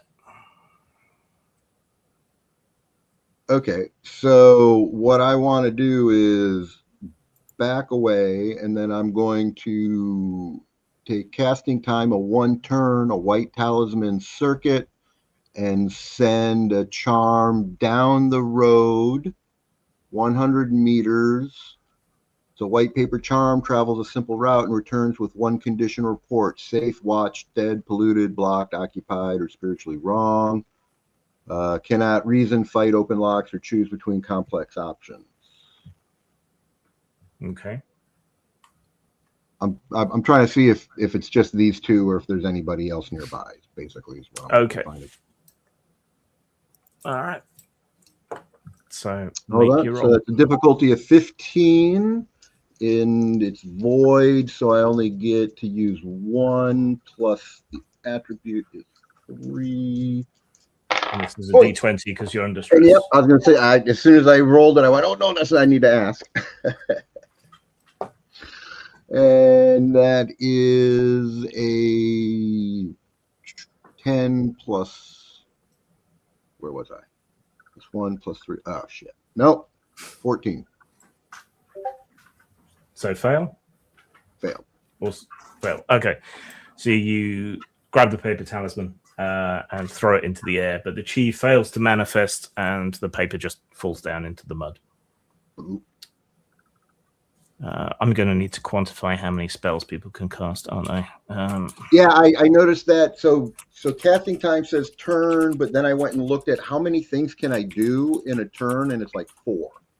So Yeah. that was something I was going to see how that worked out. Okay, so if it says turn, though, then it takes the turn. So that's Correct. Like That's 5 how seconds of... Yeah. I just need to clarify that. So there's no spells you can do as a single action? You can choose instant. That's going to be more difficult. So you could do that. Well, there's as one action, ways probably. to make it happen. You have to look at how the spells are created, and if you want something to happen instantly, you're going to pay somewhere else. Yeah. Right. So it may be more chi, or it may be a higher target number, or especially for instant. Okay.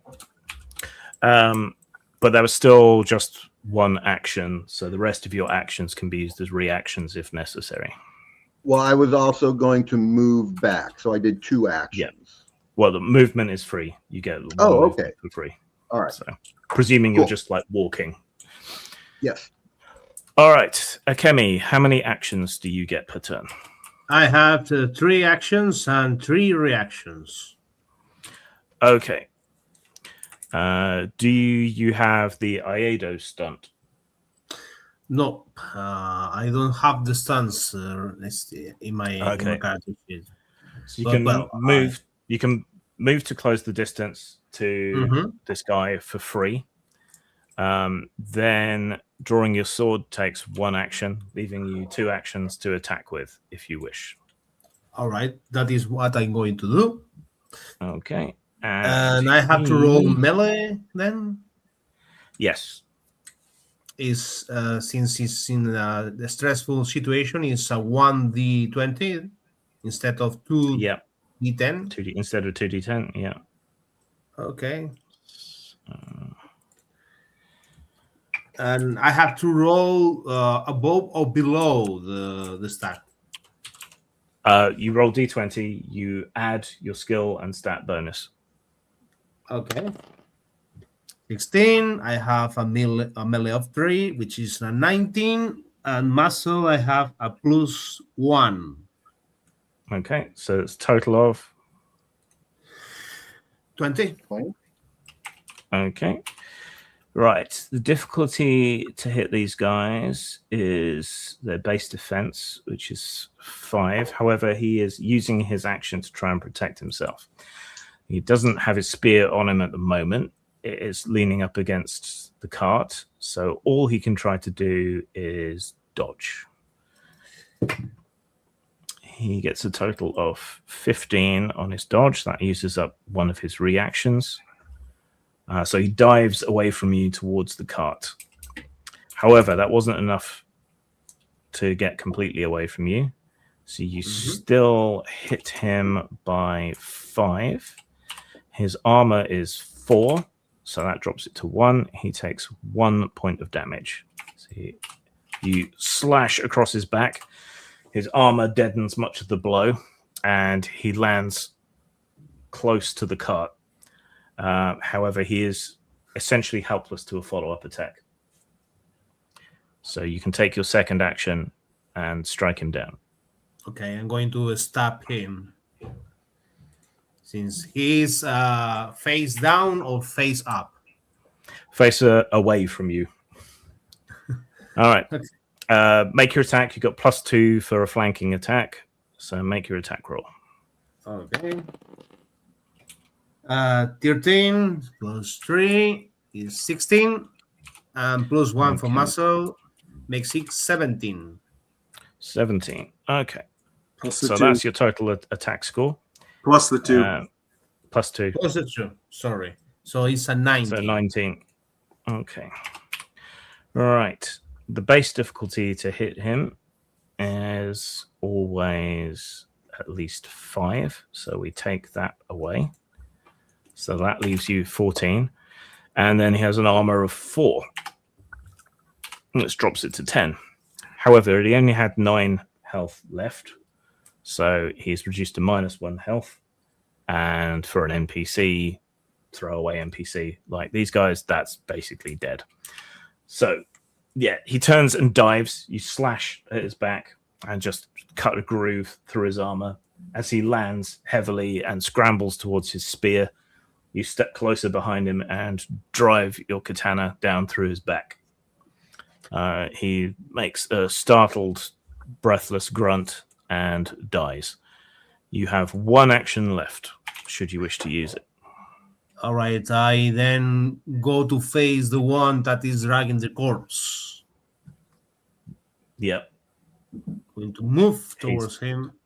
And, well, I think that Yeah. I cannot strike him. So, Well, they weren't that far from each other, so you are close enough to strike at him if you want.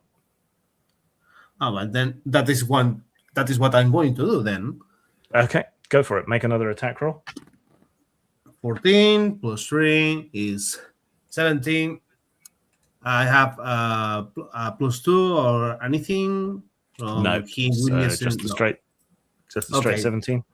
17? No, Oh. it's an 80 because I have to add the bonus from the stat, which is plus 1. Okay. All right. He will attempt to dodge, so that uses up his reaction. He gets 16 on his dodge. So that drops your strike to 2, which is absorbed by his armor. So he drops the body and throws himself backwards. You strike some studded enamel plating and fail to cut through. Right. So that's both of you. The one surviving Ashigaru uses 1 action to grab his spear.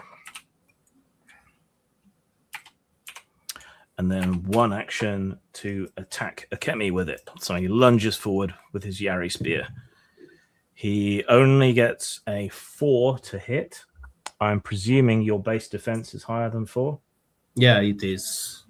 Yeah, so you don't even need to spend an action to dodge. You just sort of turn slightly and his spear lunges past you. All right.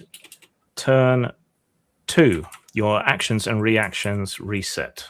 If I'm over-explaining everything, it's because it's our first combat. No, good. All right. So, Abe, what do you want to do this turn? I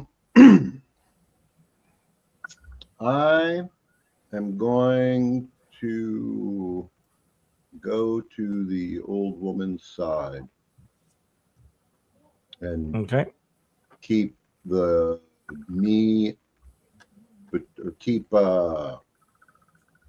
samurai between me and the combat. Okay. So yeah, you interpose yourself to protect the woman. Oh no, that's not what I'm doing. No. I'm just going to her side to, be there. I'm not really interposing. Okay. All right. And Akemi.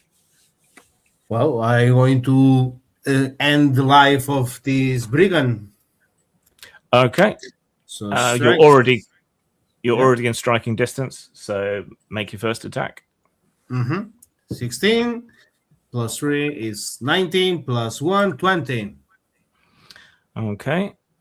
He uses his reaction to defend himself with his spear. He gets 18, so he partially blocks your attack. Your sword slides down the length of his spear and then bounces off his gauntlet, cutting through some of the leather straps. And your second attack? Yes, I'm going to. Okay, 5 plus 3 is 8 plus 1 is 9. 9. His base defense is 5, so you beat him by 4, but then his armor absorbs that. Okay. So you follow up that strike with another blow. It gets past his defense, which is now down, but doesn't manage to cut through the armor covering his arm. And you got one more attack. Okay, let's see if I. Okay, 10 You plus can 3. always one thing real quick. You can always use chi to add 5 to a die roll. Okay. Well, that is what I'm going to do because I roll a 10. So 10 plus the 5 of the chi is 15 plus 3 is 18 plus 1, 19. Okay. He doesn't have any reactions left, and he's not using his actions to react because he wants to attack you. Foolish bandit. So we take away the 5 for his base defense, drops it to 14. And then we take his armor off, which leaves 10 damage, which is enough to finish him off. So he puts up a heroic defense with his spear, and his armor seems to be doing a good job of deflecting you until with your final blow and a sudden rush of energy, everything seems to slow down for a sec, and you slash out, cutting through his throat. He gurgles, drops to his knees, and then pitches forward into the mud with a splat. Combat over. All right, I draw my sword. I look at Abe, asking without any words if the peasant is fine, and also make sure that there is no other bandits in the area. There do not seem to be any within sight, so you're able to clean off your knife and settle. Right, we've been playing for 2 hours. Let's take a 10-minute break there to grab a snack, a drink, use the facilities, whatever it is you need to do. And we'll see everyone back here in 10 to 15 minutes. Okay? All right, copy that. See ya. See in 10 minutes.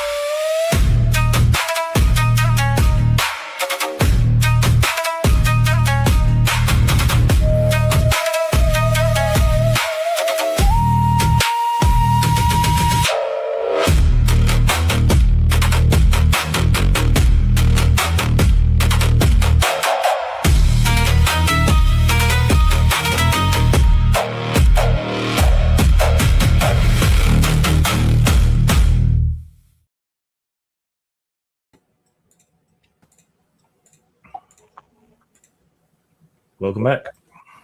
Welcome back. Yep. Here. Here. Welcome back, Commander. Right. So we just finished the fight. Mhm. All right. The little old lady appears and moves to the bodies, checking that they're actually dead. And looks over to you and just sort of nods and says, "We'll treat them better than they treated us." What's that mean? How are they treating you? Well, we'll bury them instead of taking them away. Well, what are they doing with them after they take them away? They burn them in that pit down the road. Why? She shrugs and ties a rope around the feet of one of the dead bandits.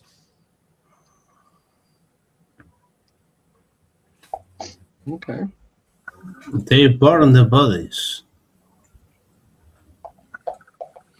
Yes, it's barbaric. Akemi gives Compeito to Abe, which he was storing. It's a Portuguese, it's a Nambangashi confectionery sweet that the Portuguese used to sell to Japanese traders, which is very, very expensive as it's made entirely with sugar.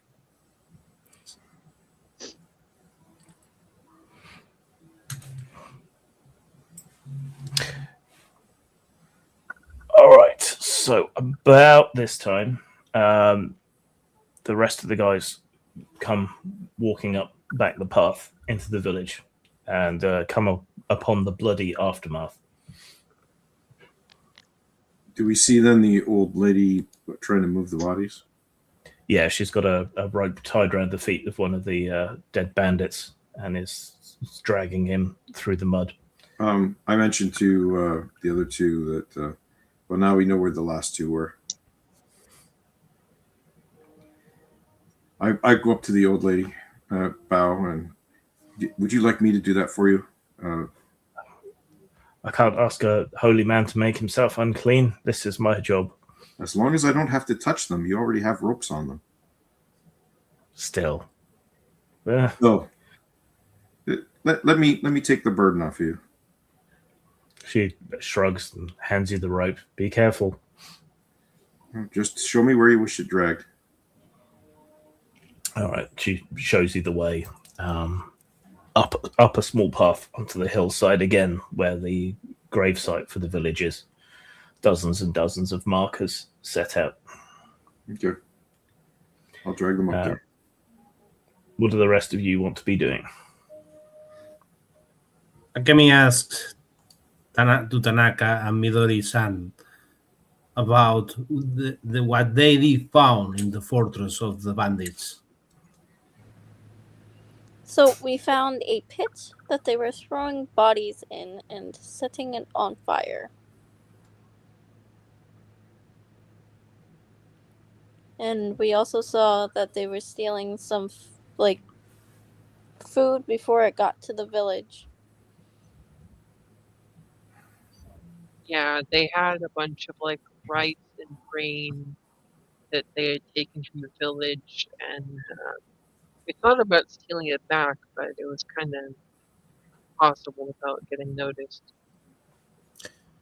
Abe-san has found that the bandits were intimidating the locals, so they didn't inform properly to the daimyo about the current situation in this village.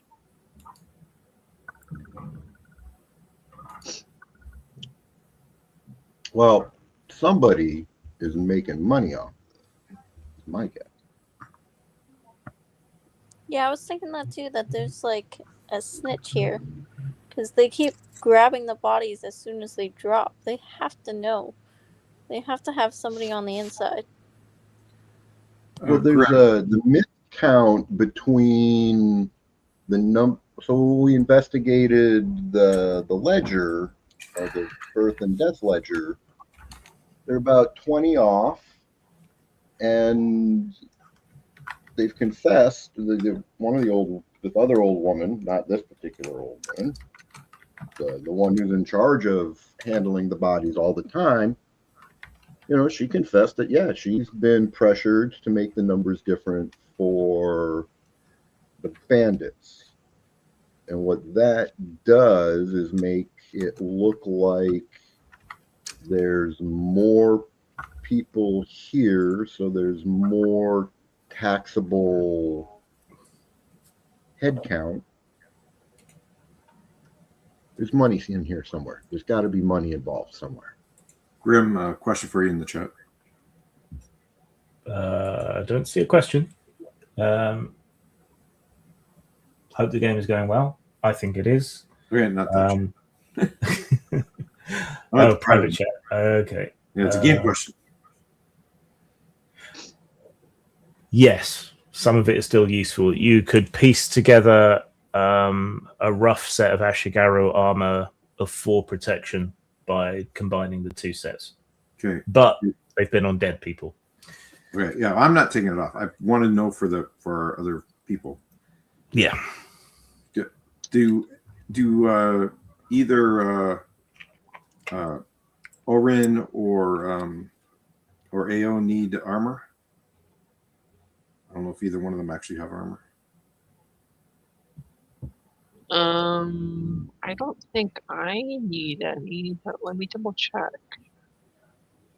Well, I know Ao doesn't have armor. I mean, I don't have any, but I don't know if it's a good idea for me to have any. Sorry, someone's blowing up my phone, which usually means it's something urgent. Well, there's no penalty for you wearing armor. Oh, well then I'll take it. Except the weight, potentially. Yeah. The weight, yes. So there's enough armor there to make 1 set of Ashigaru armor. Yeah. Well, then so when I'm done dragging the bodies, I come back and explain that there's 1 set enough for a set of Ashigaru armor if you piece the parts that weren't cut by the samurai for one of the 2. Midori-san, do you need the armor more than I do? No, you take it. Okay. How are you going to cleanse it of its uncleanness, though? That is the question. Can't I say a prayer over it? I mean, I am a monk. Yeah, let me actually look this up, because I'm curious. How did they used to do that? Guys, there's no way they didn't I reuse was it. about to look into that too. Yeah.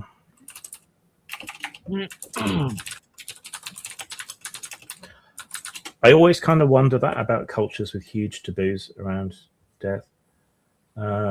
Japanese funeral traditions focus on cleansing the dead and their possessions to remove the spiritual impurity associated with death. This was historically accomplished through ritual washing, dressing the deceased in white garments, and ceremonially burning or burying belongings. Salt is also commonly used to purify items and spaces. So if you take the goods and wash them ceremonially, then that should do. Usually clothing is not kept but is disposed of via separate cremation, but armor and things are so expensive they would have to find a way. So probably a ritual cleansing. So you could do that in the river, probably. Well, then I'll tell her and I'll get her to take the stuff off, because I'm not touching the bodies, but then I can cleanse the armor for her. And I'll take it down and do that while these guys are talking. Yep. I should make a note to mention this somewhere in the game, because players always want to loot the bodies. Yeah, because I mean that definitely should be something you should be able to do with mysticism. Yeah. So Orin, are you gonna take the armor off? I'll point out what parts are good. Witch Queen is on mute again. What's the question? I think Are you going to take off the parts and bring them down to the river and I'll ceremonially clean them for you, and I'll point out which ones are good. Yes, I'll do that. Because I'm a priest and I'm a monk, and I'm not going to touch the body. So Okay. Well, the old lady is happy to. Exorcism should also be. It should be like not just mysticism. It should be a mystic feat or a mystic of capability to cleanse. It has to be something that's available to priests without That's available necessarily to having priests. to be magical. So it might be a side ability of exorcism, which would make exorcism more useful outside of more supernaturally focused campaigns. Yeah. So, okay. Cleanse grave goods. Maybe exorcism. Question mark. Okay. Does Takahara have exorcism? No, I have mysticism. That's the one I think of. I'll let you roll that. It's only going to be a 10 because this difficulty, because this is a sort of run of the mill. Total's 13. Okay, so yeah, you managed to spiritually cleanse and wash the pieces of armor and present them to whoever wants to take them, and they're worth 4 points of armor. Yeah, we're putting them on Orin. So if she doesn't know how to, because I don't know if she's a martial artist, not a soldier. Yeah. If she doesn't know how to use them, I'll show her how to strap them on properly and everything. Yeah. Just give me 1 sec here. So do I just add it to my defense? No, it's a separate track, because that way we can track whether you get hit but not hurt, which sometimes is important to differentiate. Okay. So it gives you 4 points of armor. Yeah. And it weighs 3 items worth. Yeah. So it takes up 3 slots. Okay. All right. And what did they have for weapons in that? Were they any of value or use? They had Yari spears and daggers. So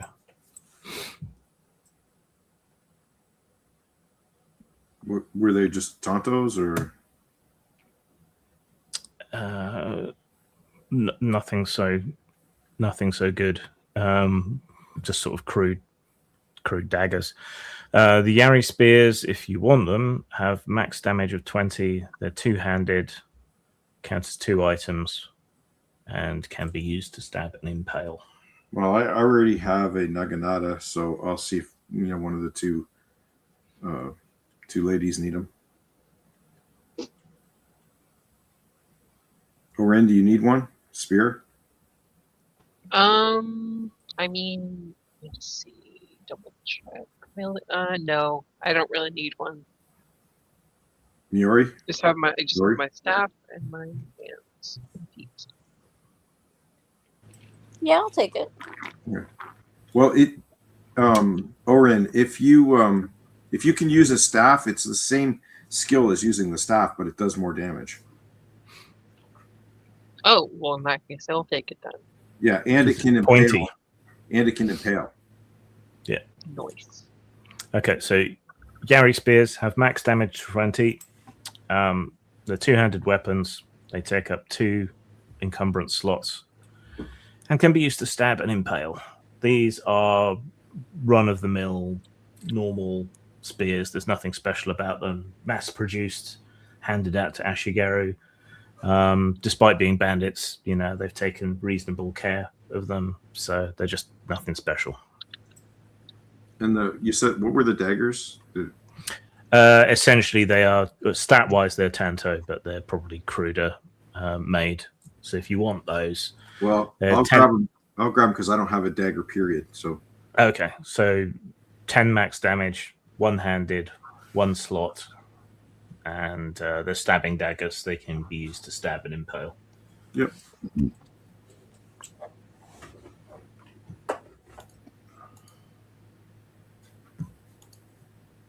So how long do you think it'll take before they realize these two guys aren't coming back with a body?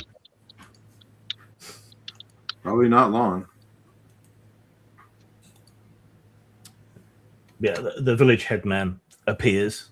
Ah, I see you've begun taking care of our bandit problem.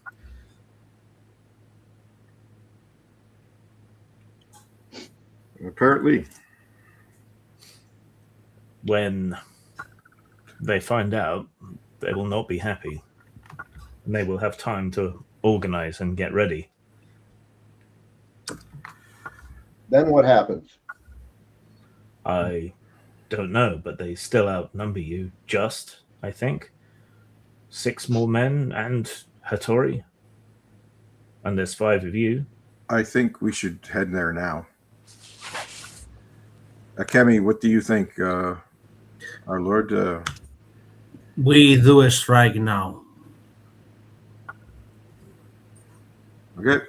Well, Okay. Midori, you and Tanaka-san did infiltrate in their fort, yes. which means they are lazy and incompetent. So we are going to attack them before they realize that we had slain part of their field.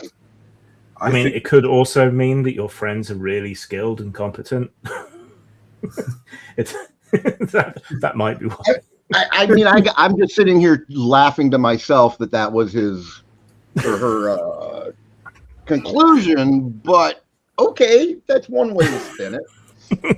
I think we should use the same path back that we took there, and that way we can catch them by surprise. Excellent. Okay, just a sec here.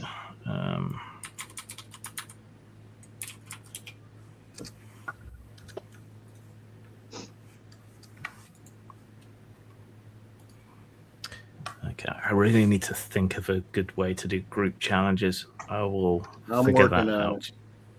Yeah. At the moment, I'm going to make it as sort of inverse assistance.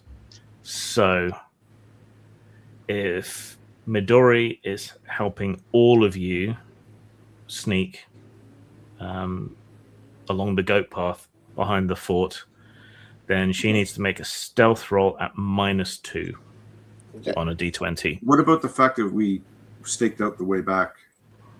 I'll give you a +2 bonus to offset the penalty. So make it a straight stealth roll on a d20.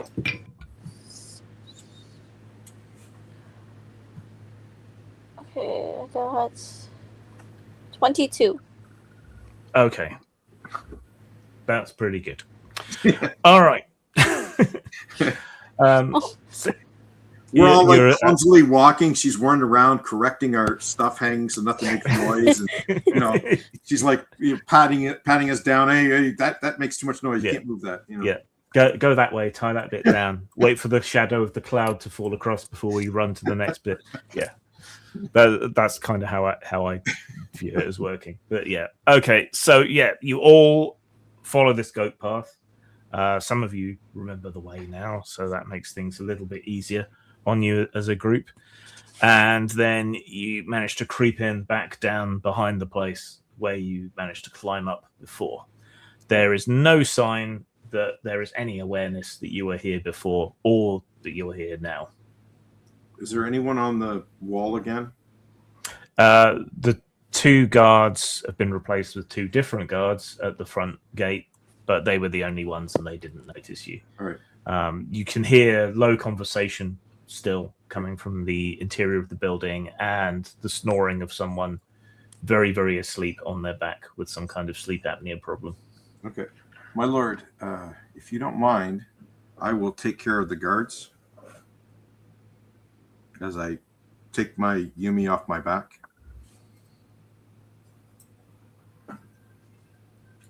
We're waiting for Kemi to respond. I think he said he'll be right back. Uh-oh. Oh. Yes. Things are getting tense. That's the moment to leave. Yeah, I wanted to make sure I get the okay from our lord before I start firing. before you fill them full of arrows. Okay, actually, I got a question. So I don't have the stunt, but I can still do the stunt, the silent shot. I just take the -5. Yes. And I can spend a chi to get a +5. That is correct. Can I do that multiple times? You Not on can the same indeed. shot, but on different shots. On different shots, Yep. you can, yeah. And you can spend more than 1 chi per shot for +5. Okay. So now Akemi is back. I am. Okay. So I was asking, as I take my Yumi off my back, my bow, Mhm. I was saying, I'm going to take out, I want to take out the 2 on the wall. And I asked for permission before I start firing. I do not as a confirmation. Which? I didn't catch what do you mean? Sorry. Agami doesn't speak much, so she basically communicates through gestures and expressions. Okay, does she nod He or gave shake? you permission to slay Okay. the two Okay. guards in the Alright. in the walls of the fort. So I'll let loose. Okay. Yes. 1 second.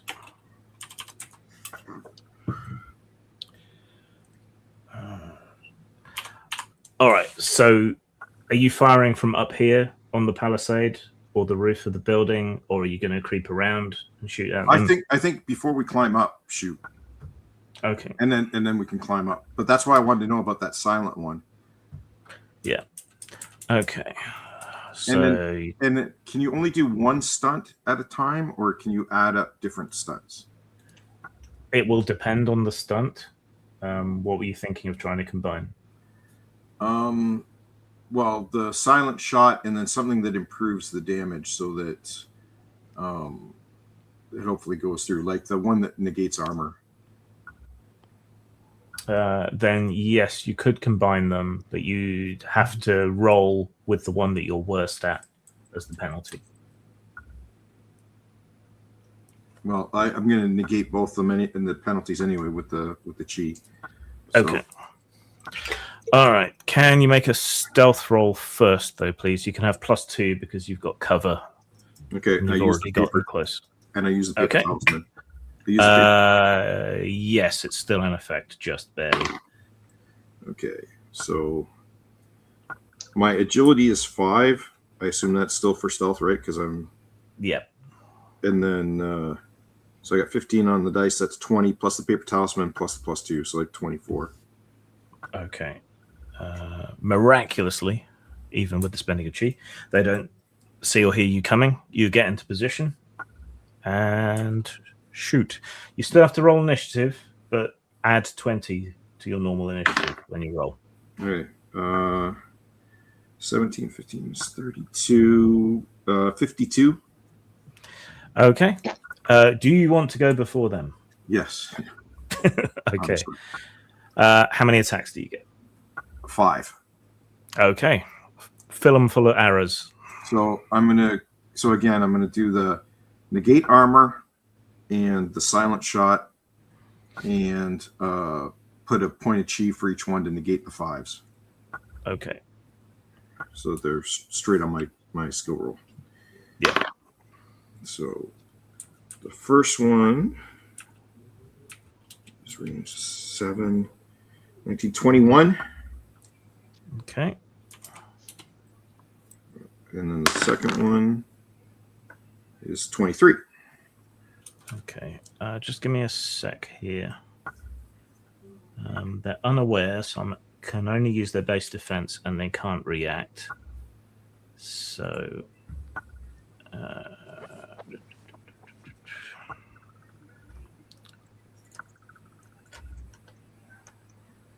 Okay.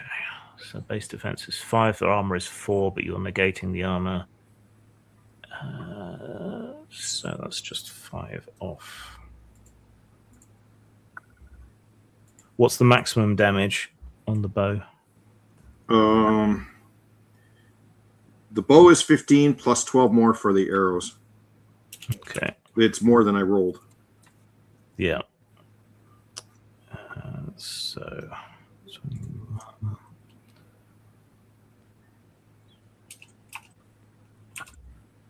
16. So one guy takes 16 and the They other can't one takes 18. Yes, which is enough to kill both of them. So yeah, you creep around the side of the building, move just enough to get a line of sight on them, pick up 2 arrows and loose them in rapid succession. One of the Ashigaru is taken through the back of the head, with the head of the arrow pointing through the other side, having knocked out his front teeth. He gurgles and topples forward over the barrel that they're using as a gaming table. The other one has just enough time to look surprised when the second arrow takes him through the eye, and he goes sprawling backwards. Cross off 2 arrows. Yep. Wahoo! Yeah, and if you take them out in a single blow, they make no noise. Yeah. Other than the sound of their bodies falling, but yeah. All right. 2 more down already. And then presumably you creep back to the others. Yeah. Ooh, too good. I'll lead us up that same spot where I climbed up before. Yeah. And then basically do the exact same thing I did before. Go up with my climbing claws and then use the stick to help everybody else up. Yeah. So you make your climb roll with the claws. Wow. Natural 20. So that's good. Success. I won't bother making anyone else roll. So yeah, you scurry up the wall. 9. Yeah, hold your staff over the edge, and as each person grabs onto the staff, you just haul them up in like one go with your immense strength, and set them on the palisade. All right, so everyone's up, no problem. What next? Well, what do we see first when we look down? Do we see any of them in the open? None of them are out in the open, apart from the 2 that you've killed, who are now just sprawled in a slowly spreading pool of blood near the gate. Before you said there were stairs and ladders and stuff.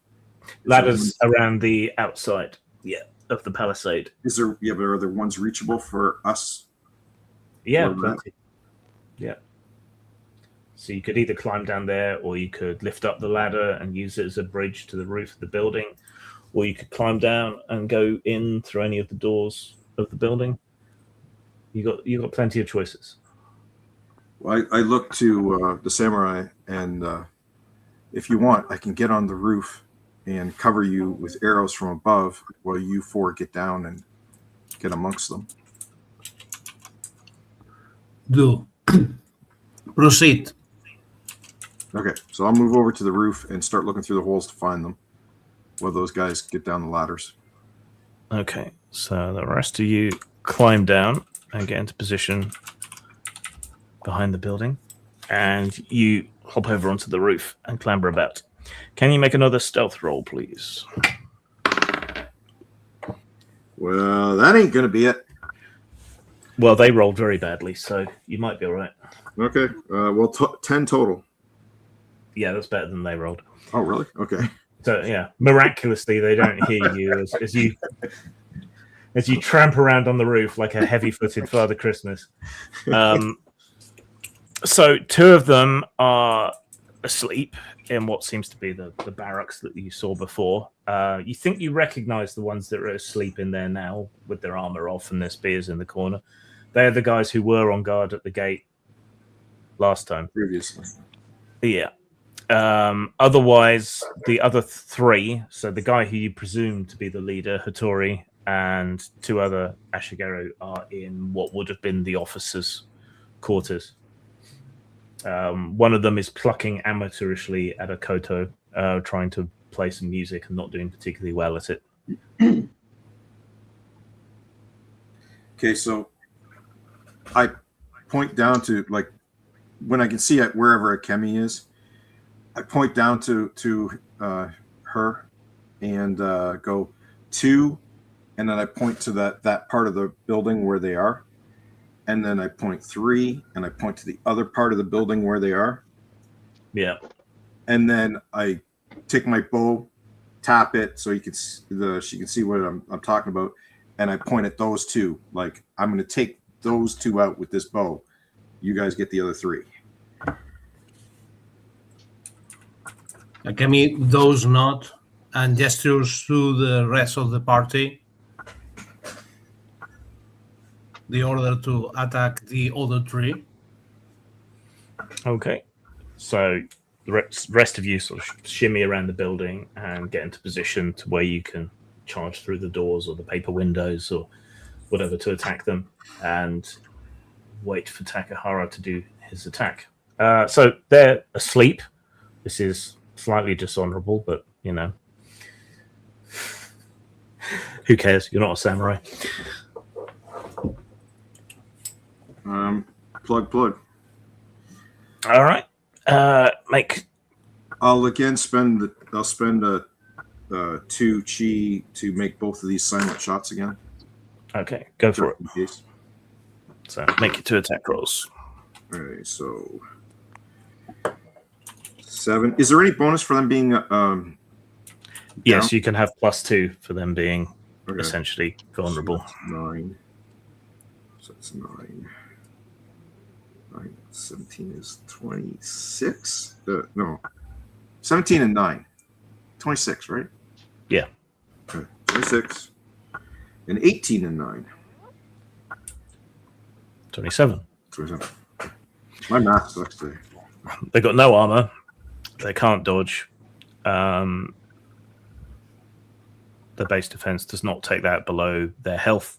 So yeah, you just quickly loose 2 arrows through the hole in the roof and strike each of them precisely in the heart, killing them before they can make so much as a noise or even be aware of what has happened to them.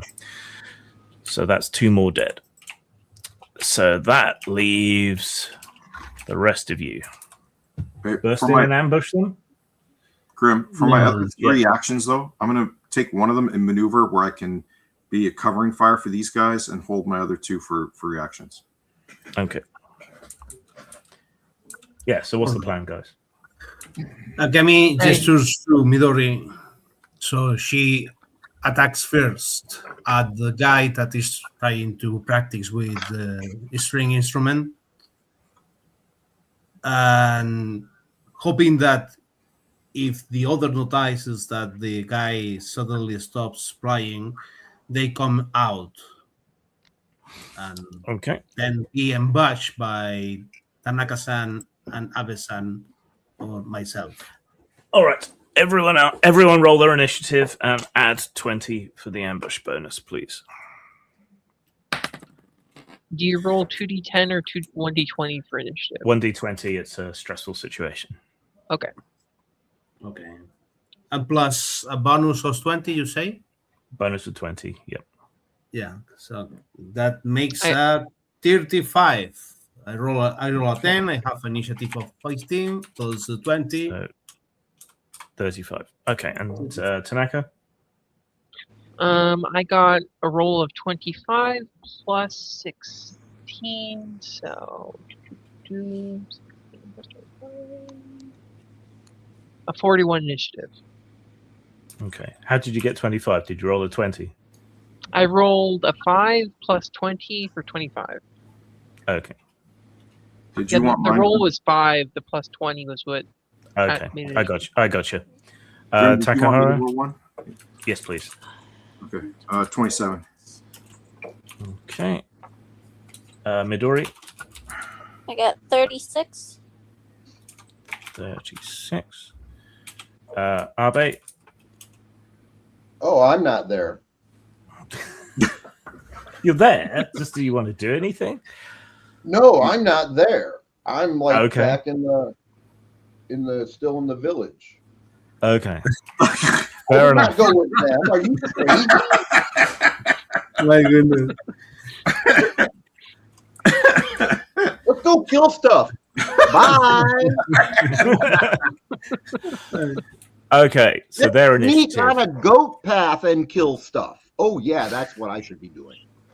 Okay.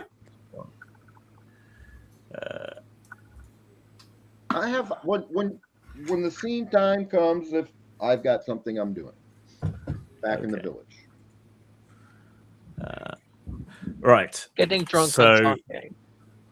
Their leader got 26 for his initiative. The other 2 got 24 and 22. Do you want to go before them? To who? Who are you talking to? All of you. Presumably, you want to go before they do. Yeah. Yes. If possible. Yeah. Is Yeah. there any particular order you want to act in?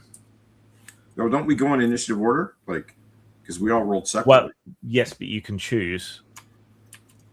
So you could choose to take a lower score because all of you rolled higher than they did. Basically, you're free to go in whatever order you want before they do. I think the idea was for Midori to go first and try and force them to react. I think that was the And plan. then Yeah, I that is the think plan. Odin will stab at them with a spear. Okay. All right. So, combat time starts. Right. Midori, what do you want to do? At the moment, you're just outside the room where these three people are. They're just through a thin paper screen. Oh, You is can one bust by through that, no problem. is one by the screen? Let us consult my oracle die. Mixing some stuff in from. Yes, the Yeah, cool. Koto player has his back to the screen. Perfect. Then I stab him with my, or attempt to stab him with my sword. Just gonna say sword. Okay. So you line up behind him. He is unaware of you, so he can't react. You would be penalized by -2 because the screen is in the way, but then you get +2 for stabbing him in the back. So please make your first attack roll. Okay. So that's a melee weapon, right? So, Yeah. How many actions and reactions do you get? I just had it. Should be actions / reactions. So I have melee weapons 3, and then in brackets 0. So I don't think I have any. No. Your actions, reactions are up higher on your sheet there. Oh, okay. 3 and 3. 3 and 3. Okay.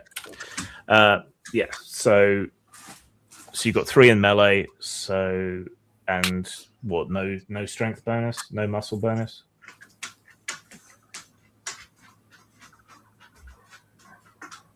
So roll your melee attack. Sheet. Alright, so 15, 16, 17, 18. Okay. Sorry, were you saying something, Mel? Yeah, the way it's written on her sheet, because I helped her write it, is she should have a number for her skill, a number in brackets, round brackets with a plus. That's her attribute bonus, and then a square bracket with her defiance number. Okay. Yeah. So you should be using those first two numbers added together. Under the melee skill. Yeah, it would be just 3 because I have Just 3 3. plus 0. Okay. Okay, so you got 18, yep. 18. Yep. What's the maximum damage on your sword? 12. Okay. One-handed and stab, slash, impale. Yeah. Okay. So we take away his base defense, which leaves 13, and he's not wearing his armor. So, yeah, you stab your sword clean through the paper screen and stab the guy straight through his back, piercing several internal organs, probably. He drops the koto with a stunned gasp and falls forward off your blade, spraying blood. The other two are now aware and can react, but all they know is that someone outside stabbed the sword through the wall and killed their friend. You still have 2 actions and a move. So do you want to do anything else? Can I throw 2 kunais at them? Like one. Yes, you can. So I think is there a throw skill, or did I make it athletics, or is it thrown weapons? It's under ranged weapons. Okay. All right. So Weapons. 2 kunai. Can you throw them at both at once? Sure. I can't remember. Yeah, you can throw. Yeah, you can throw up 2 to 3. kunai or 3 shurikens. Okay. Yeah. All right. So are you aiming for the same guy, or are you splitting the 2 between the 2 Splitting targets? the 2. Okay. Make 1 attack roll at -2. Okay, so to 9, and Oh. then Actually, on this version of it, you got it as 3 kunai or 5 shurikens. so I got 13. 13. Okay. So 1 second. And she's got to roll them both separately, it says. I'm trying to speed things up. I'm making a table call.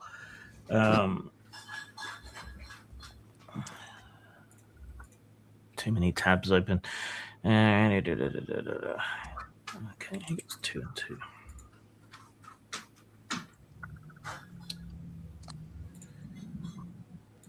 He gets 2 and 2. Okay, they both desperately try to throw themselves out of the way. The leader manages to throw himself flat, and your kunai sails past him. And the other bandit rolls a critical. So, surprising everyone, especially himself, he reflexively catches your kunai before it hits. And he's like, "Oh, Holy shit!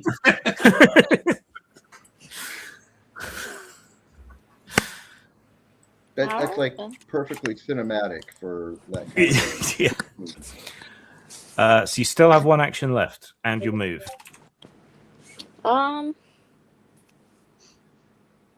So I'm going to vanish. Okay, you got the stunt for that, yeah. Yep. So you just quickly slip away. Probably the easiest way to hide in this instance would be to sort of jump up, grab hold of the edge of the roof, and swing yourself up. Because that's a stunt, I think I'll just let you do it in this instance. And for them to be aware that you've gone up there, they need to make rolls, which they fail. Okay. So Midori has had all her actions. From the other 3, who wants to go next? I will go next, and I will strike with the spear at the one closest to me. Okay. Do you want to burst through the wall so you have a clear Yes. line of sight, or do you want to step through the wall? Definitely. Okay. All right. You bust in through the wall. And stab at the nearest one who's still holding a kunai. Like, wow, look what I did. Hey, look what I did. Oh, no, is that a Yari? Okay. How many actions do you have and reactions? I have 4 reactions and actions. Okay. Right. Make your first action to try and stab him. Okay. It's 1d20, right? Yep. Okay. 15.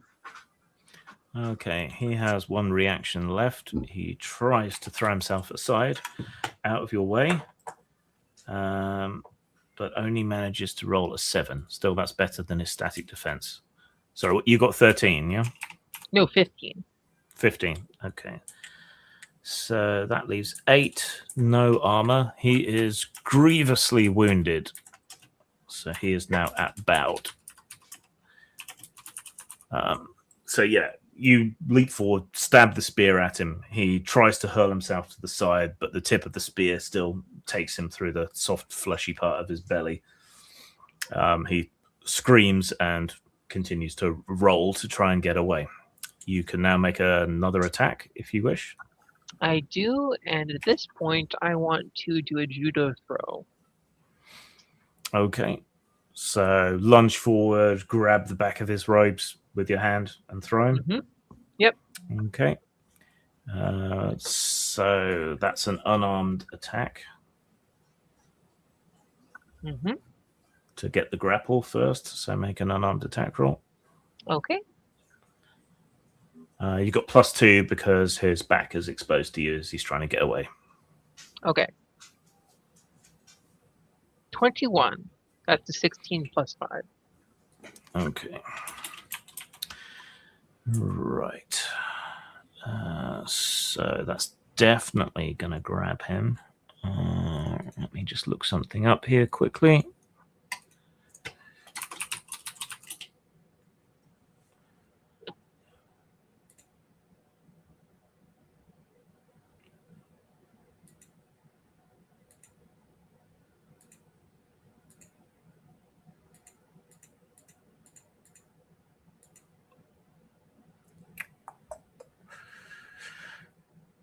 So that's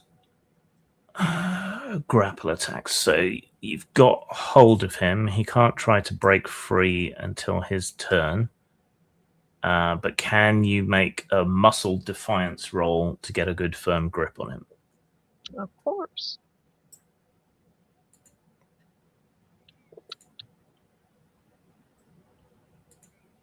That is a 4 under 13. Okay. So he is successfully grappled.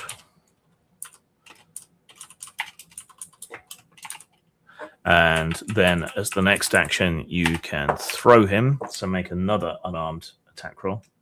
Okay.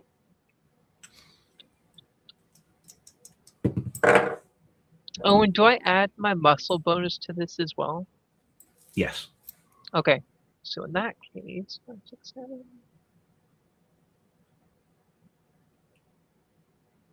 25. 18 plus 7. Okay.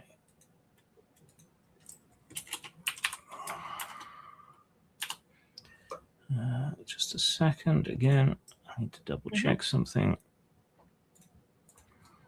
So this is subdual damage.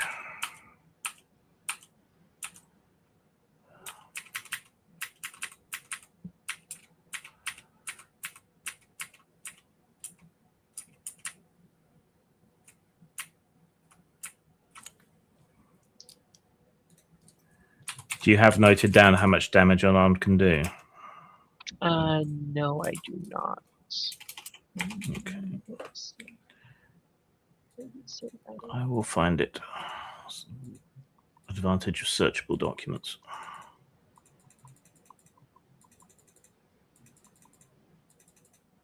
Oh.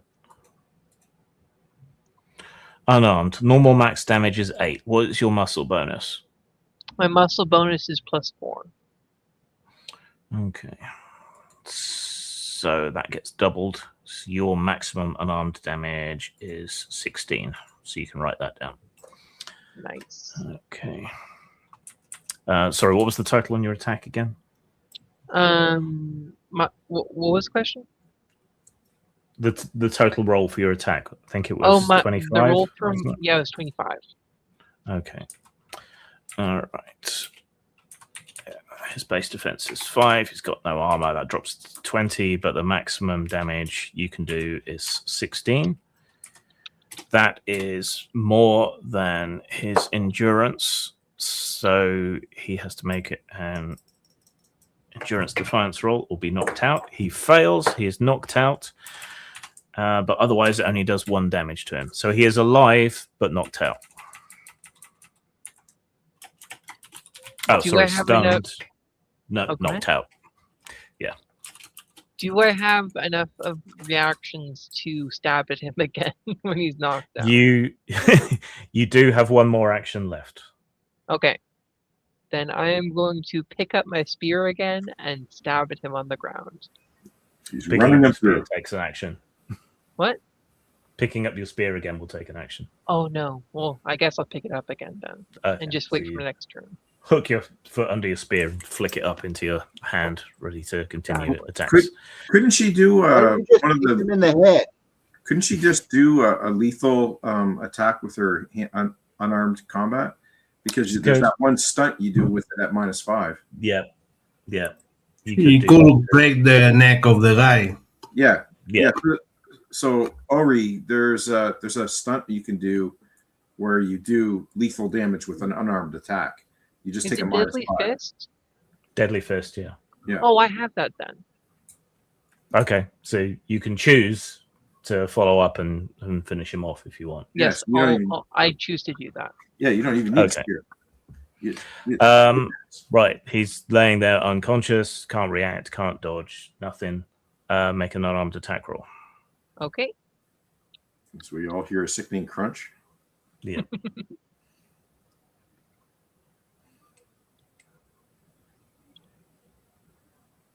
That's another 25. Okay, you sprint the turnbuckle, climb up it, backflip off, and land with your elbow on the back of his neck. Or more likely, just grab his head and twist while he's down. Okay. Akemi, there is just the boss left. Then I draw my katana and my wakizashi and move to strike him. Okay. So you move in through the wrecked wall and get close to him. Make your attack. Or how many actions and reactions do you get? 3 of each. Okay. So first attack. Okay. Roll an 18, which makes it 21 plus my muscle is 22. Okay. He doesn't have any weapons immediately handy, so he attempts to dodge. Okay. He only gets 6 on his dodge, which is rubbish. So that leaves 16 attack. He's not wearing his armor. His base defense is... Let me look it up here.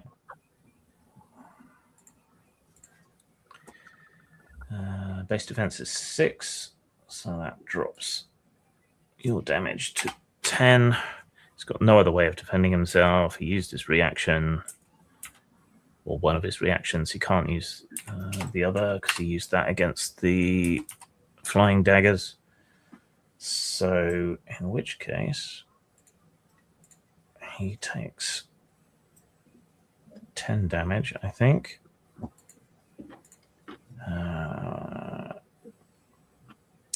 Which almost but not quite kills him. Okay. So then- as he tries to roll away from you, you slash with your sword and cut a deep cut across his chest down to the bone. Second action. Another strike. Okay, make the attack roll. He has no reactions left. Okay, 14 plus 3, 70 plus 1, 18. 18, that's minus 5, it's 13. He's got no armor at the moment. Nothing else to protect him. He's only got 1 health left. Your deft follow-up strike separates his head from the rest of his body. There's a fountain of blood against the wall, and the head goes rolling across the tatami mats.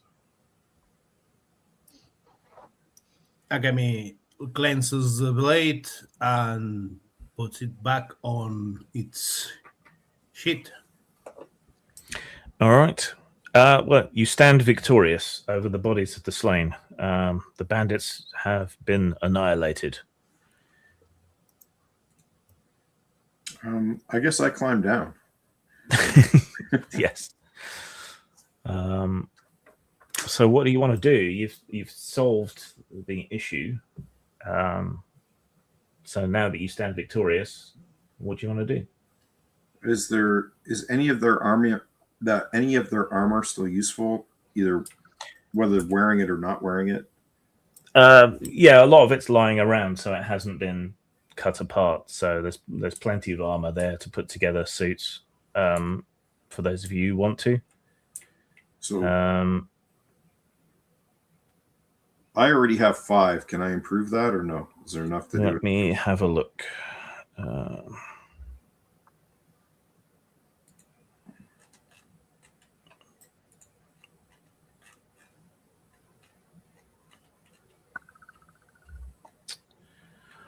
Armor.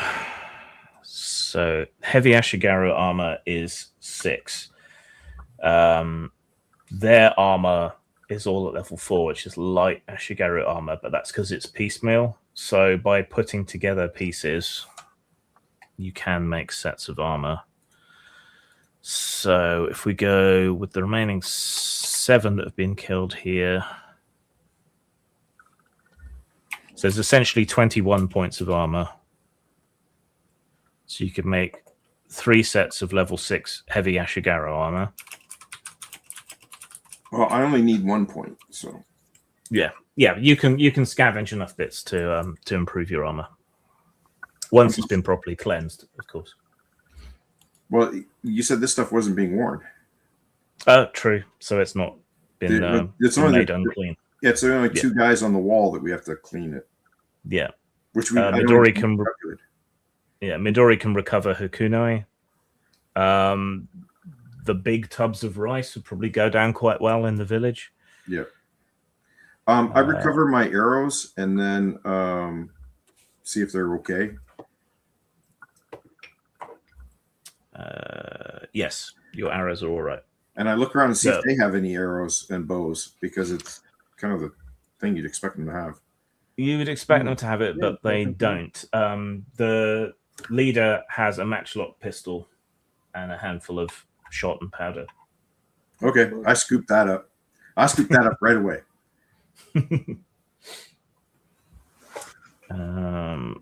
Money-wise,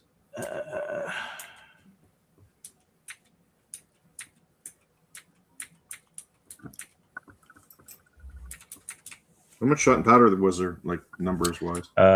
enough for 5 shots.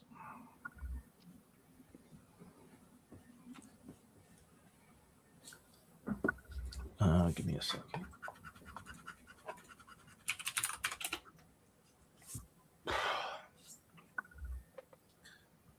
The Hakarahan-san, once you are done with the spoiling of the corpses, will you proceed with the rituals to purify the burning pit?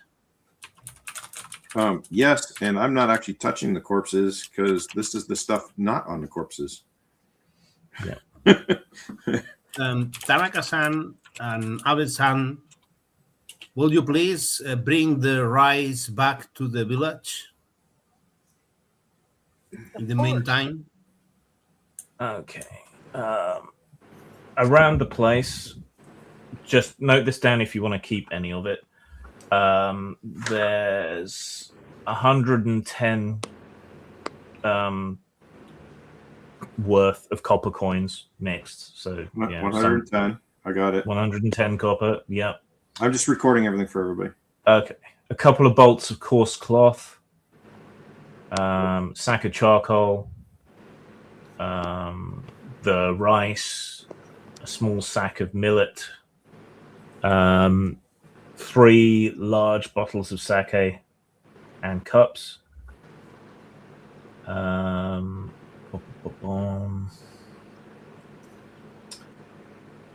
lacquered comb. Small bronze mirror.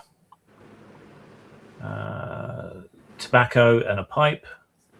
Holy cow, man, you're going really fast. Here. Okay. Mirror. Tobacco and pipe. A writing kit. A worn set of prayer beads.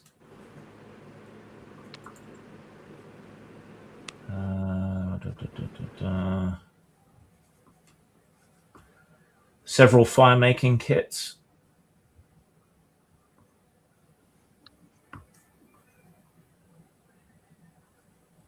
Mm-hmm.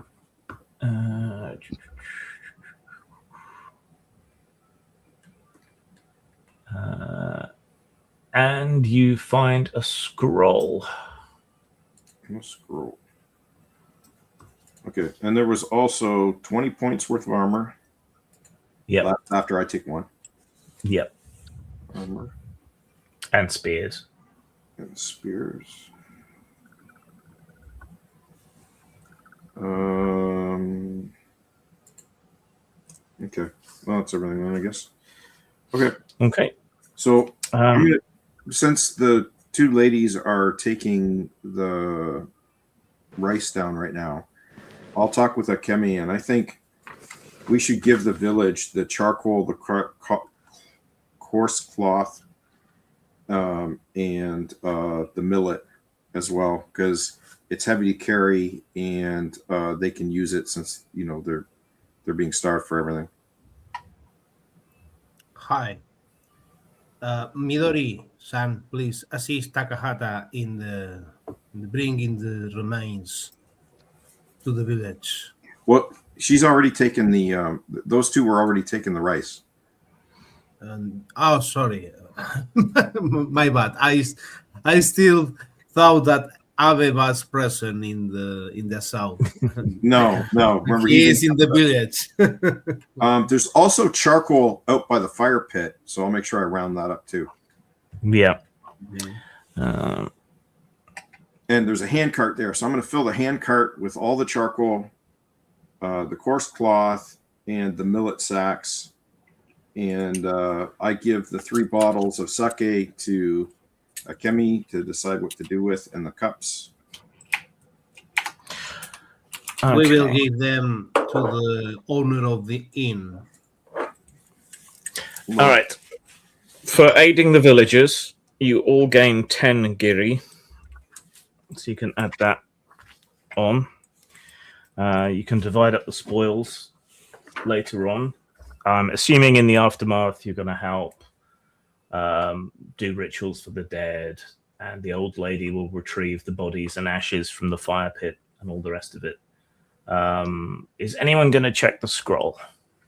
No, well, we're going to give that to Abby when we get back to later. Okay. Yeah.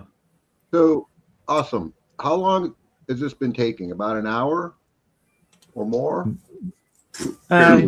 Probably hour and a half. It's the walking to and fro and carrying heavy things that's taken the time.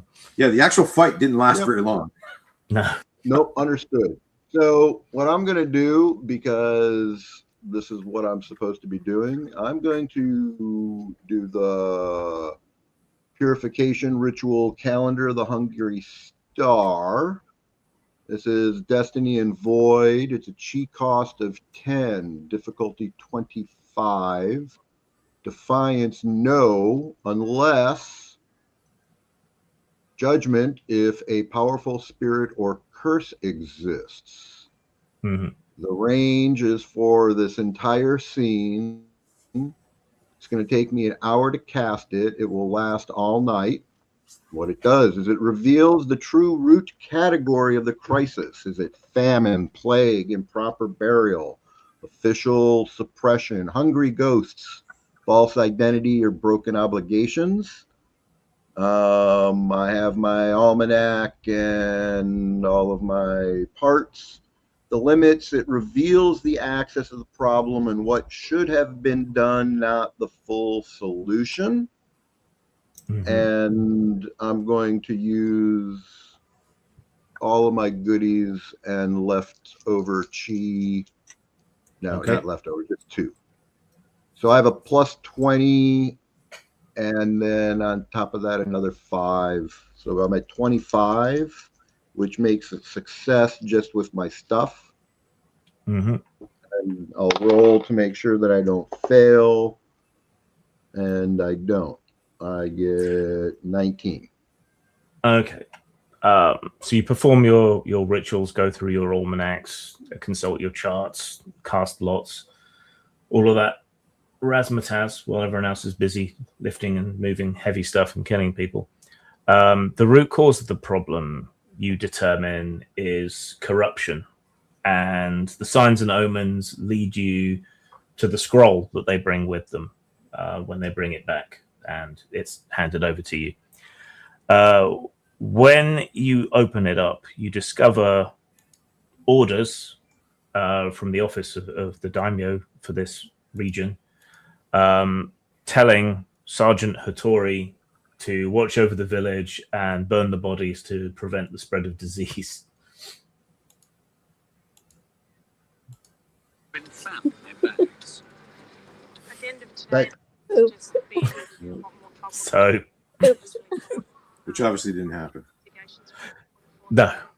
I mean, clearly they were doing things that they shouldn't, like looting the bodies and so on, but on reflection, you think that perhaps these aren't the best, highest quality soldiers that have been set this task, since the rest have been sent to man fortresses and so on. So you didn't... We're just purging, you know? Yeah, just dealing with corruption. Yeah, and the villagers are happy. People being promoted above their capability. Yes. So that is a kind of classic Japanese storytelling thing where Yeah. a twist reframes the whole story. I did think you might give Hattori a chance to say something before you killed him, but you absolutely didn't. Okay, that brings our session to an end for tonight. Now, there are elements of the game that I haven't incorporated yet because I want to bring things in a bit at a time. So one of those things is the way the experience system works. So we will incorporate that next time we get to play. For now, I'm going to give you all 2 experience dice. Ooh. We just roll those and take one result. You right? you roll the d20 once for each experience, and then you choose one from the 2 bonuses that you may get. Okay. So the more experience you get, the more choice you get, rather than How much rapidly XP expanding. we get? And 2 dice. during gameplay, can't you burn one for a reroll at some point? Yes, everyone gets 1 experience die at the start of a session, and you can use that for plot armor to basically prevent you being killed as well. So On the charts, you said you're going to go ahead and replace the nothing with something else? I have replaced the nothing. I'm just seeing if I've incorporated that in this version of the file. Yeah, not on the one I have, which I just downloaded. No, not on the one I've got here. So it must be on the newer document, which I haven't uploaded yet. So if you roll nothing, just re-roll it for this time. Okay. Is it not? You're not going to replace it with basically any stunt? Yes, that is what I've replaced it with. So yeah, you can take any stunt or magic ability or whatever. So it's a way of allowing non-starter magical characters to develop magical capabilities. Yeah, because that's Tanaka was missing. Yeah, so Tanaka is a Buddha cast, so roll a d20 twice. Okay. 1d20. I thought there was already a beta. No. You can purchase training from other classes, potentially. Right. But that lets you I roll roll- on the chart. Doesn't actually So let what- you get access to those things. Yeah. So what did you get? I got a 4 and a 12. All right. So you can choose to boost your literature skill or your stealth skill by 1. I choose stealth. Okay. And then Takahara is Sohai. Ooh. 'Cause he's 12 and 19. Ranged weapon or stunts. Ooh. That's a nasty choice.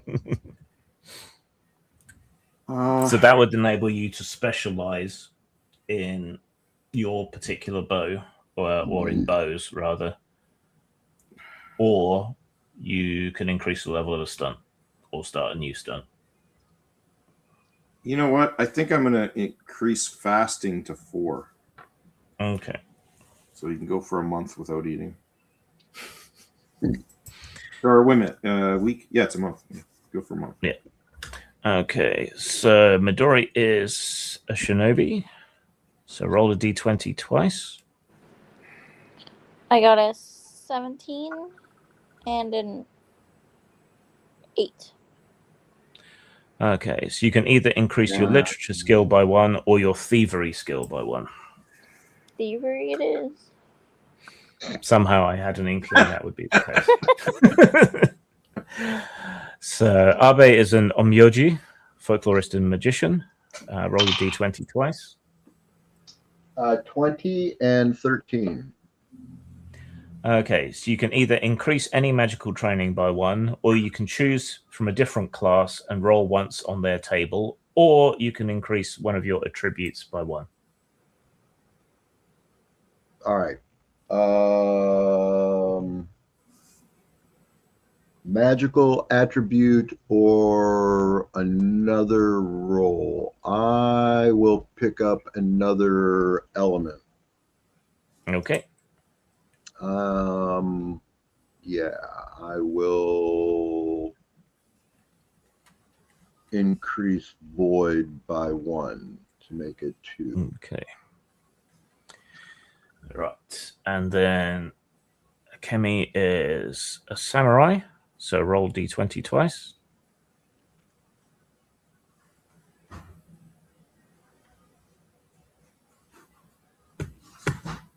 And unmute. Sorry, I'm going to roll the d20. Yeah. And tell me what each one rolls. Okay, one is 90 and the other 6. Okay, you can take a new stunt or increase a stunt that you already have by 1, or you can increase your game's skill by 1. Games skill. Well, I think I will increase the stunt then. Okay, so pick a stunt and boost it up by 1. All right. All right, that's us for today. I don't know what's going on next week. I will let you know as soon as I know. I have to go fairly quickly because I have to have a quick phone meeting with someone. Right. Thanks for playing. Thanks for watching, those who watched. Please send me any feedback on the playtesting or the rough and the smooth with the system that you've seen. And I'll see you later. There's T-shirt who I have my meeting with, so you guys have to leave and I'll talk to him and I will end the stream. Night. Okay. Bye. Night. Until next time.